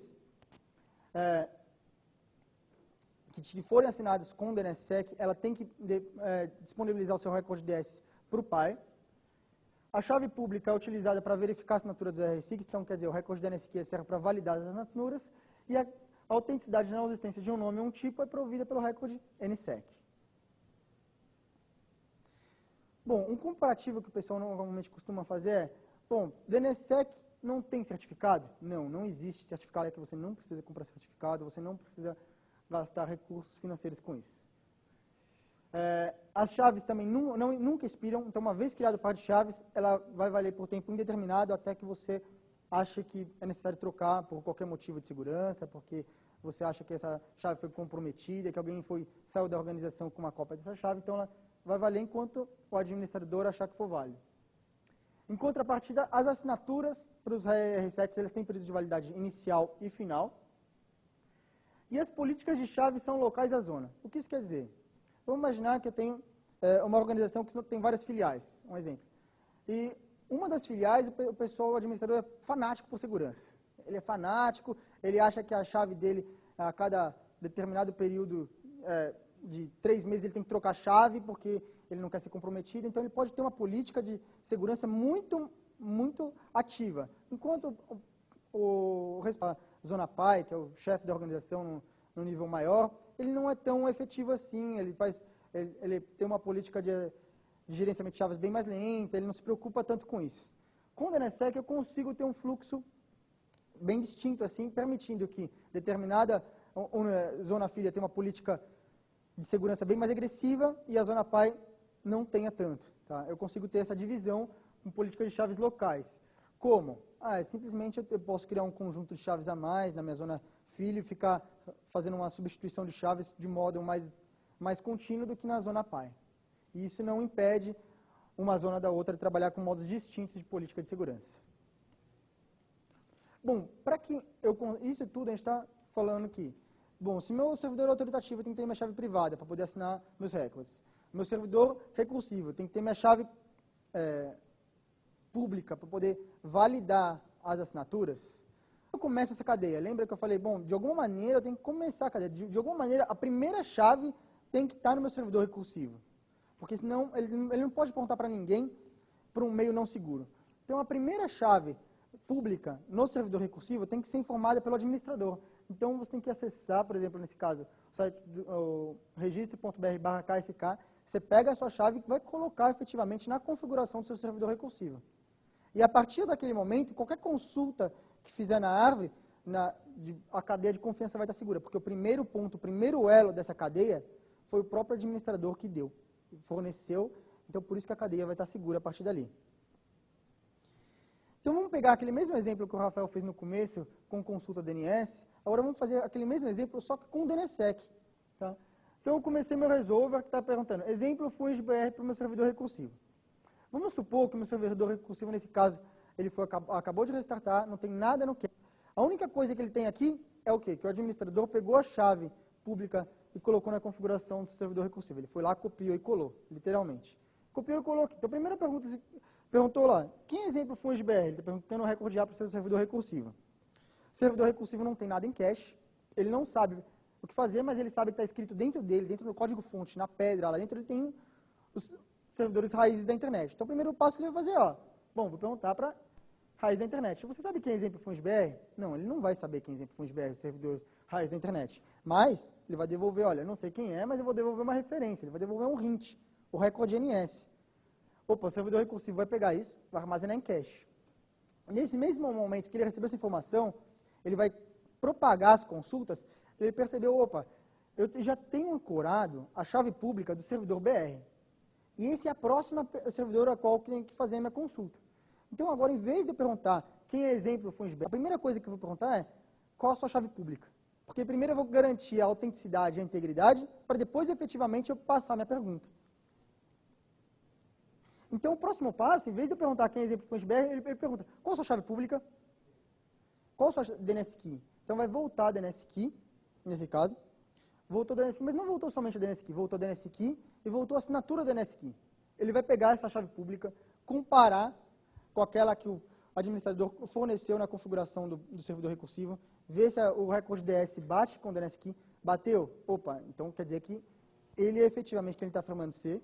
Aí depois ele valida a assinatura que veio junto. Validou? Opa, então ele fez todo esse processo, ele comparou o DNS com o recorde DS que ele já tinha ancorado, validou a assinatura. Agora sim eu posso perguntar, você sabe quem é exemplo FungiBR? Aí ele vai falar, não sei quem é exemplo FungiBR. Mas ele devolve o recorde NS, a qual ele não tem autoridade, que é apenas um hint.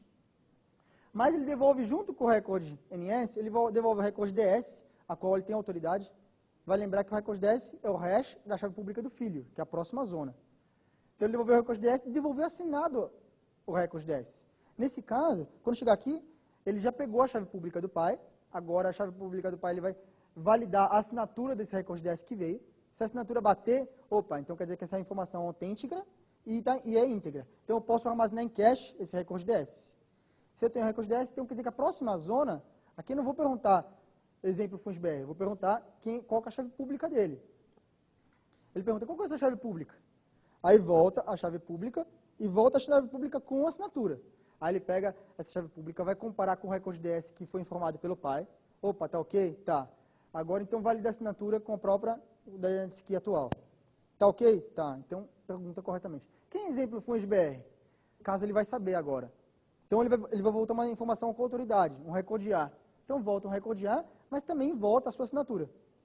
O servidor recursivo vai também validar a assinatura com a chave pública que ele já tem feito em cache. Opa, tá tudo ok? Tá. Então, agora sim eu posso passar para o meu resolver. Então, a gente percebe que agora, aqui entre o servidor recursivo e os autoritativos, eu tenho um conjunto de informações que trafegam a mais, tá? Que são meus recordes DS, minhas chaves públicas, que são os DNS keys, e as minhas assinaturas, impedindo que eu tenha qualquer agente de má-fé nesse meio aqui, tentando fazer um ataque de poluição de cache. Tá? Bom, no início eu falei, bom, o administrador ele tem que ancorar, de alguma maneira, o primeiro elo da cadeia de confiança, para que todas as outras consultas sejam feitas com segurança. Esse primeiro elo aqui, o próprio administrador ele informa.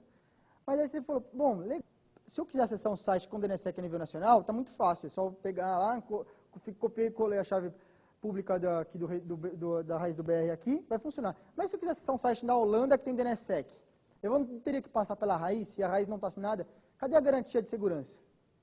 Bom, eu posso ter uma garantia de segurança utilizando o DLV. O DLV, como eu falei, é uma raiz alternativa, enquanto a raiz oficial da internet não está assinada.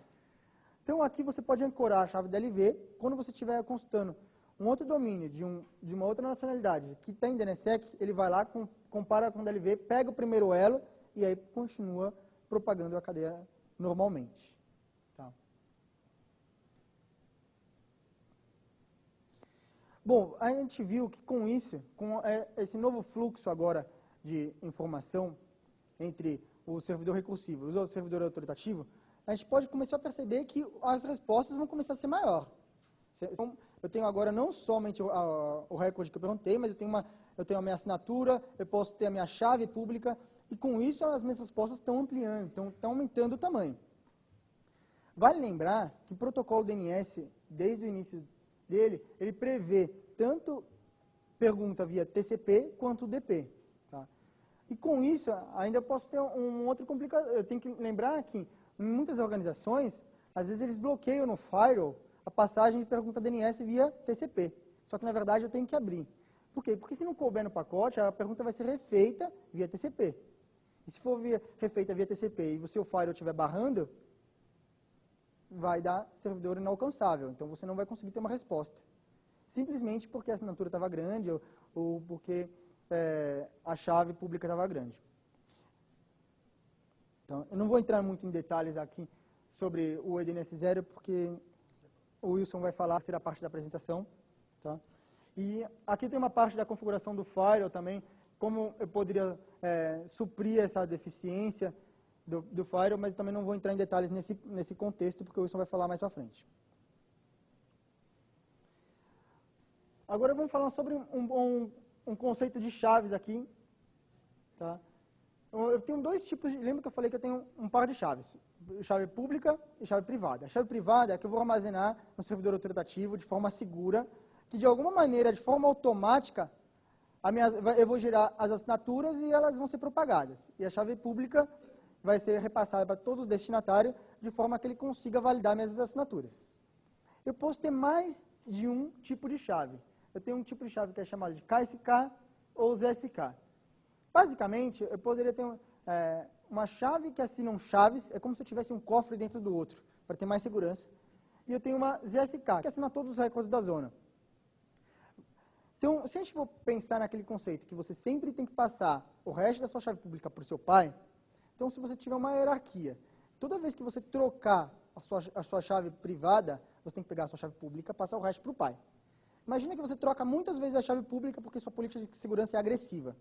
Só que o seu pai, que é a zona que está acima, tem uma política de segurança bem mais lenta e ele não quer ficar pegando a sua chave toda hora, adicionando na zona dele, mexendo no arquivo de zona e reassinando. Por quê? Porque a política dele é bem mais lenta. Como é que você trabalha com políticas de segurança diferentes? Então você pode criar uma chave, eu posso ter duas chaves, uma chave que assina outras chaves e uma chave que assina toda a minha zona. Aquela chave que assina toda a minha zona, que você fica trocando toda hora, você não repassa para o seu pai. Mas aquela chave que é um nível maior, é como se você tivesse que um cofre dentro do outro, que você vai ter que passar para o pai, você tem uma política bem menor. Então, com isso, você consegue ter uma política agressiva internamente, sem ter que afetar diretamente muito seu pai. Para isso, eu tenho dois tipos de chaves. Uma que é chamada de KSK e outra de ZSK. Mas, na prática, os administradores acabam utilizando só uma chave para simplificar o trabalho deles. Então, eles não têm que ficar se preocupando, eu tenho 2 chaves, eu tenho N chaves. Não, eu crio só um par de chaves e eu resolvo todos os meus problemas com isso.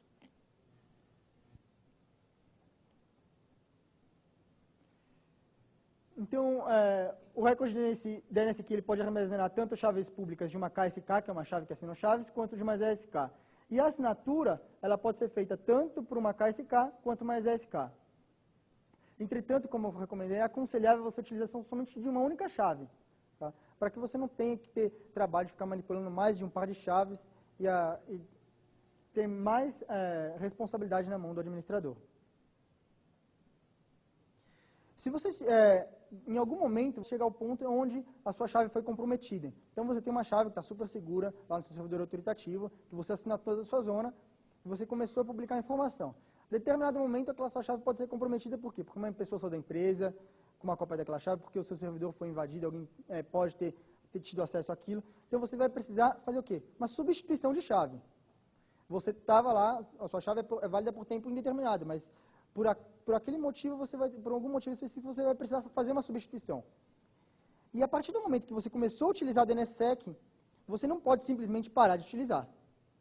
Porque já ter feito cache em todos os servidores, então já propagou as suas assinaturas, as suas chaves. Se você tirar a sua chave, o seu servidor vai dar como um servidor que foi bogus, que ele por algum motivo não está valendo mais a sua assinatura, vai ser inalcançável. Então você não pode simplesmente pegar a sua chave e trocar por uma nova. Você tem que fazer um processo de substituição granular e por etapas. Tá?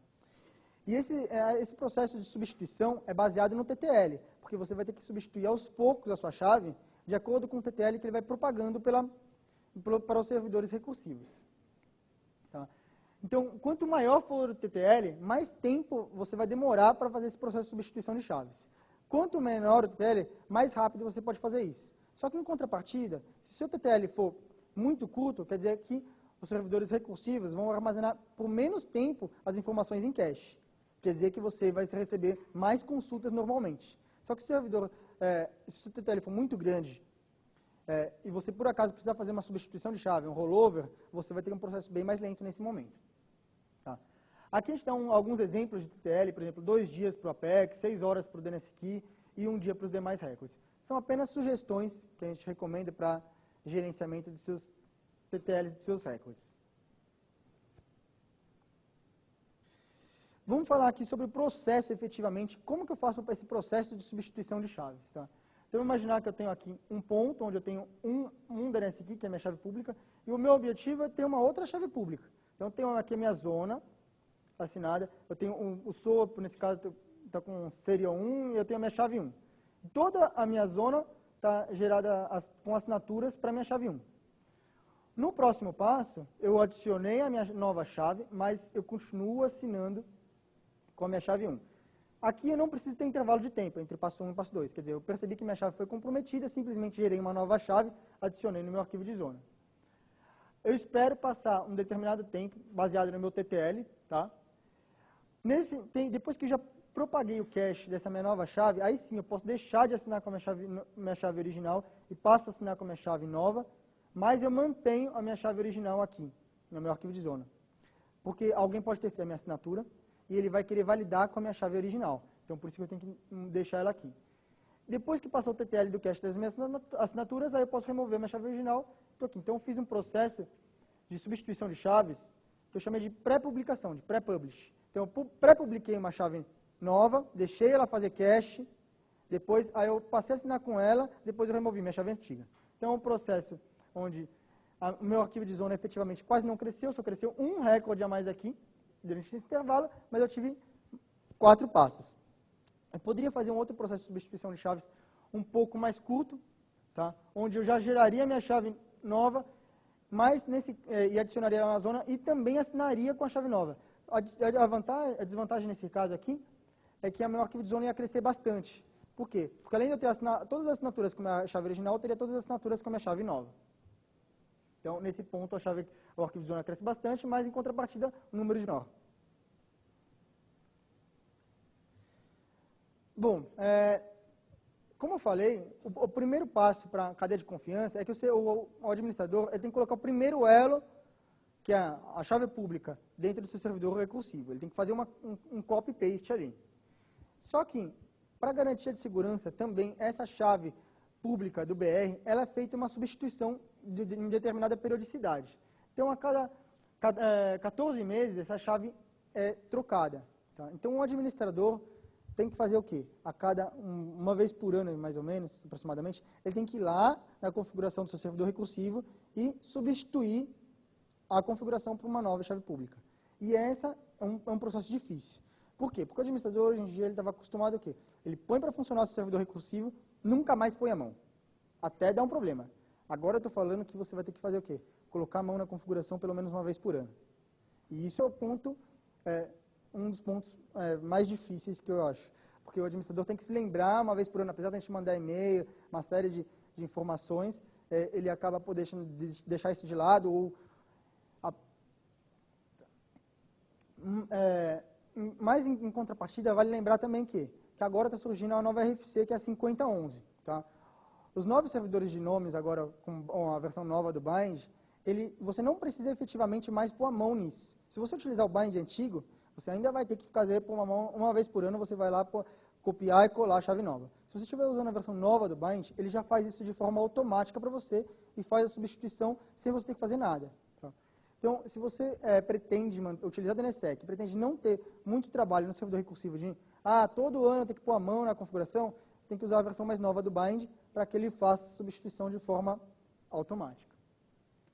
Aqui estou falando um pouco sobre a política de chaves internamente no registro BR para tentar demonstrar como é feita a segurança lá, que a gente utiliza um par de chaves, tanto KSK quanto CSK, para o BR, e para todas as outras zonas abaixo do BR, a gente utiliza uma única chave, que é mais SK.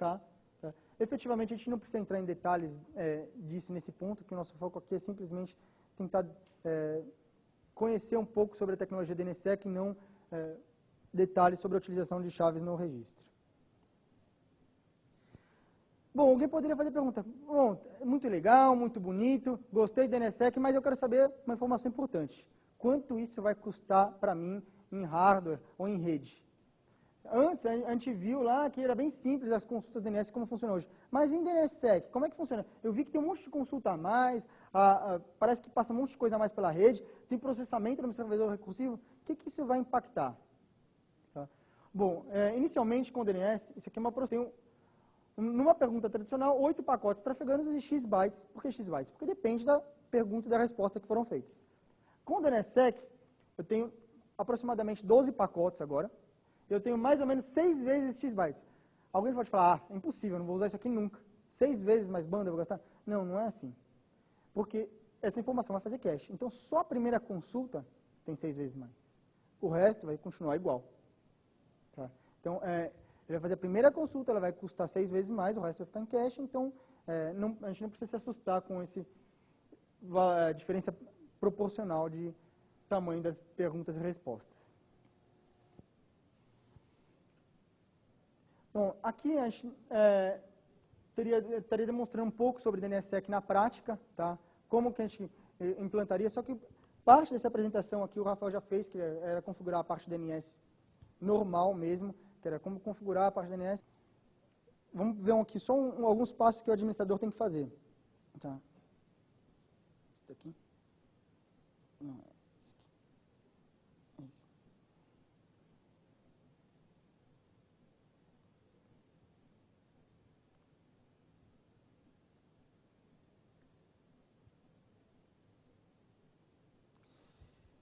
Então, o que muda com o DNSSEC no servidor autoritativo? Aqui, então, a gente falou uma parte conceitual e teórica, mas efetivamente eu quero saber o que vai mudar e o que eu, como administrador, tenho que fazer para começar a utilizar o DNSSEC. Já vi que você falou blá, blá, blá, blá, blá, um monte de teoria, mas eu quero saber o que eu tenho que fazer.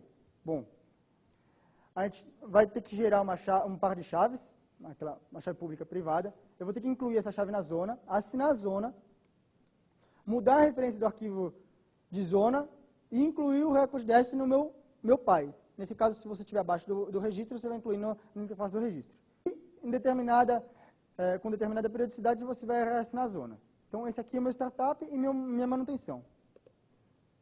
Isso no servidor autoritativo. Tá, como que eu faço isso efetivamente? Então, basicamente, esse slide aqui resume tudo que você precisa saber sobre DNSSEC e como você deve fazer. Então, aqui nessa primeira linha aqui, no passo 1, como que eu gero o meu par de chaves? Esse par de chaves você vai gerar somente uma vez e provavelmente você não vai gerar mais, a não ser que a sua chave seja comprometida por alguma falha de segurança. Então, você tem uma própria ferramenta do Bind, tá? Isso aqui eu utilizando o Bind, que você passa DNSSEC keygen, ele vai gerar meu par de chaves, passa o algoritmo, o tamanho da chave, o meu device para randomização e minha zona, ele vai gerar um par de chaves para você. Ele vai gerar um arquivo de chave pública e outro de chave privada. Só isso que a gente precisa saber. O nome da chave, mais ou menos, é K, que é de key, o nome do seu arquivo de zona, um número, ponto key. Então, essa aqui é a minha chave pública. Você vai abrir seu arquivo de zona, dá um include desse arquivo no final. Põe essa linha aqui. Do include, incrementa o SOA, não pode esquecer de incrementar o SOA. Com isso, você já incluiu a sua chave pública. Legal. Agora, você vai ter que fazer o quê? Assinar. Assinar, quando eu digo assinar, é gerar todos os RSIGs para o seu arquivo de zona. Ele gera de forma automática. Então, você tem um comando DNSSEC sign zone, que você passa a sua zona, até quando você quer que expire a sua assinatura, porque lembra que a assinatura tem um período de validade? Então, até quando você quer que expire, senão ele vai fazer por 30 dias, e seu arquivo de zona. Quando você fizer isso aqui, ele vai automaticamente pegar seu arquivo de zona e gerar um outro novo. Esse ponto .signed, que é o seu arquivo de zona assinado. Então, ele vai gerar um arquivo de zona já pronto. Tá? Você vai lá no seu arquivo de configuração no named, simplesmente troca lá onde está o db.funsbr, você vai colocar .signed. Com isso, o servidor autoritativo já está chave pública e com todos os seus recordes assinados. Se você estiver abaixo do registro, você vai pegar simplesmente seu recordDS e adicionar na interface do registro. Com isso, você acabou seu startup no seu servidor autoritativo. Agora, o que você precisa fazer? Com determinada periodicidade, você colocou a assinatura aqui, por exemplo, válida durante 1 ano ou durante 30 dias. Você tem que reassinar seu arquivo de zona. Então, se você colocou a assinatura válida durante 30 dias, antes de expirar esse prazo, você tem que executar esse comando aqui para reassinar seu arquivo de zona. Porque a assinatura tem período de validade. Também você vai precisar reassinar seu arquivo de zona quando você adicionar ou modificar qualquer recorde na sua zona. Então, toda vez que você for adicionar um recorde, remover, qualquer coisa assim, você tem que executar esse comando novamente. Tá? E aí ele reassina, e isso é tudo que você precisa saber para o servidor autoritativo. Bom, existe uma maneira de você automatizar todo esse processo, que é um software que o pessoal do registro desenvolveu, na verdade foi a gente mesmo que desenvolveu, chama DNSSHIM. É um software que ele faz papel de hidden master, na verdade é um servidor master que vai ficar oculto, que ele faz todo esse processo de gerenciamento, manutenção e administração da sua zona. Facilita muito a vida do administrador, tá? Ele é open source, a gente disponibiliza para quem quiser obter mais informações, tá? E isso facilita bastante a vida do administrador. Caso ele não queira fazer isso, ele pode continuar utilizando as ferramentas do Bind. Tá, com isso a gente acabou o servidor autoritativo. E no recursivo? Bom, no servidor recursivo eu tenho um startup que eu tenho que ancorar a chave pública do BR. Basicamente, acessar uma página, copy, paste. Nada além disso.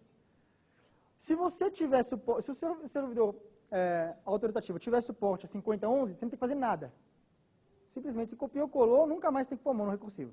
Se você não estiver utilizando software que não tem, que é mais antigo, com determinada, uma vez por ano, você tem que ir lá, copiar e colar a chave do registro. Tá? Bom, com isso, tá, tenho aqui como fazer no recursivo. Então, aqui eu tenho a chave, como é que eu tenho que colar no servidor recursivo, como no bind, como é que eu tenho que colar no unbound, e onde eu pego. Então, se pegar no site do registro, copia e cola aqui, já tenho o formato do bind, o formato do unbound. Bom, com isso acho que a gente finalizou o DNSSEC, tá? Só lembrando que a gente tem, apesar do conceito teórico do DNSSEC ser até bastante denso e pesado, a parte prática é bem enxuta e bem direta, tá? A gente pode ver aqui em poucos passos. Você pode até falar assim, pô, legal, vi uma apresentação bastante teórica, mas quem vai fazer isso aqui é meu estagiário, ele nem está aqui, como é que eu faço? Você imprime isso aqui, passa para ele, provavelmente ele vai chegar bem próximo do que ele tem que fazer. Tá? Então, o DNSSEC é uma tecnologia bem, apesar de ser densa, é bem fácil de utilizar. Nosso objetivo é fazer com que os administradores passem a utilizar ela. Bom, senhores, nós terminamos a nossa primeira parte do tutorial. Vamos passar agora para o nosso coffee break, tá? E voltamos dentro de 15 minutos. 15 minutos.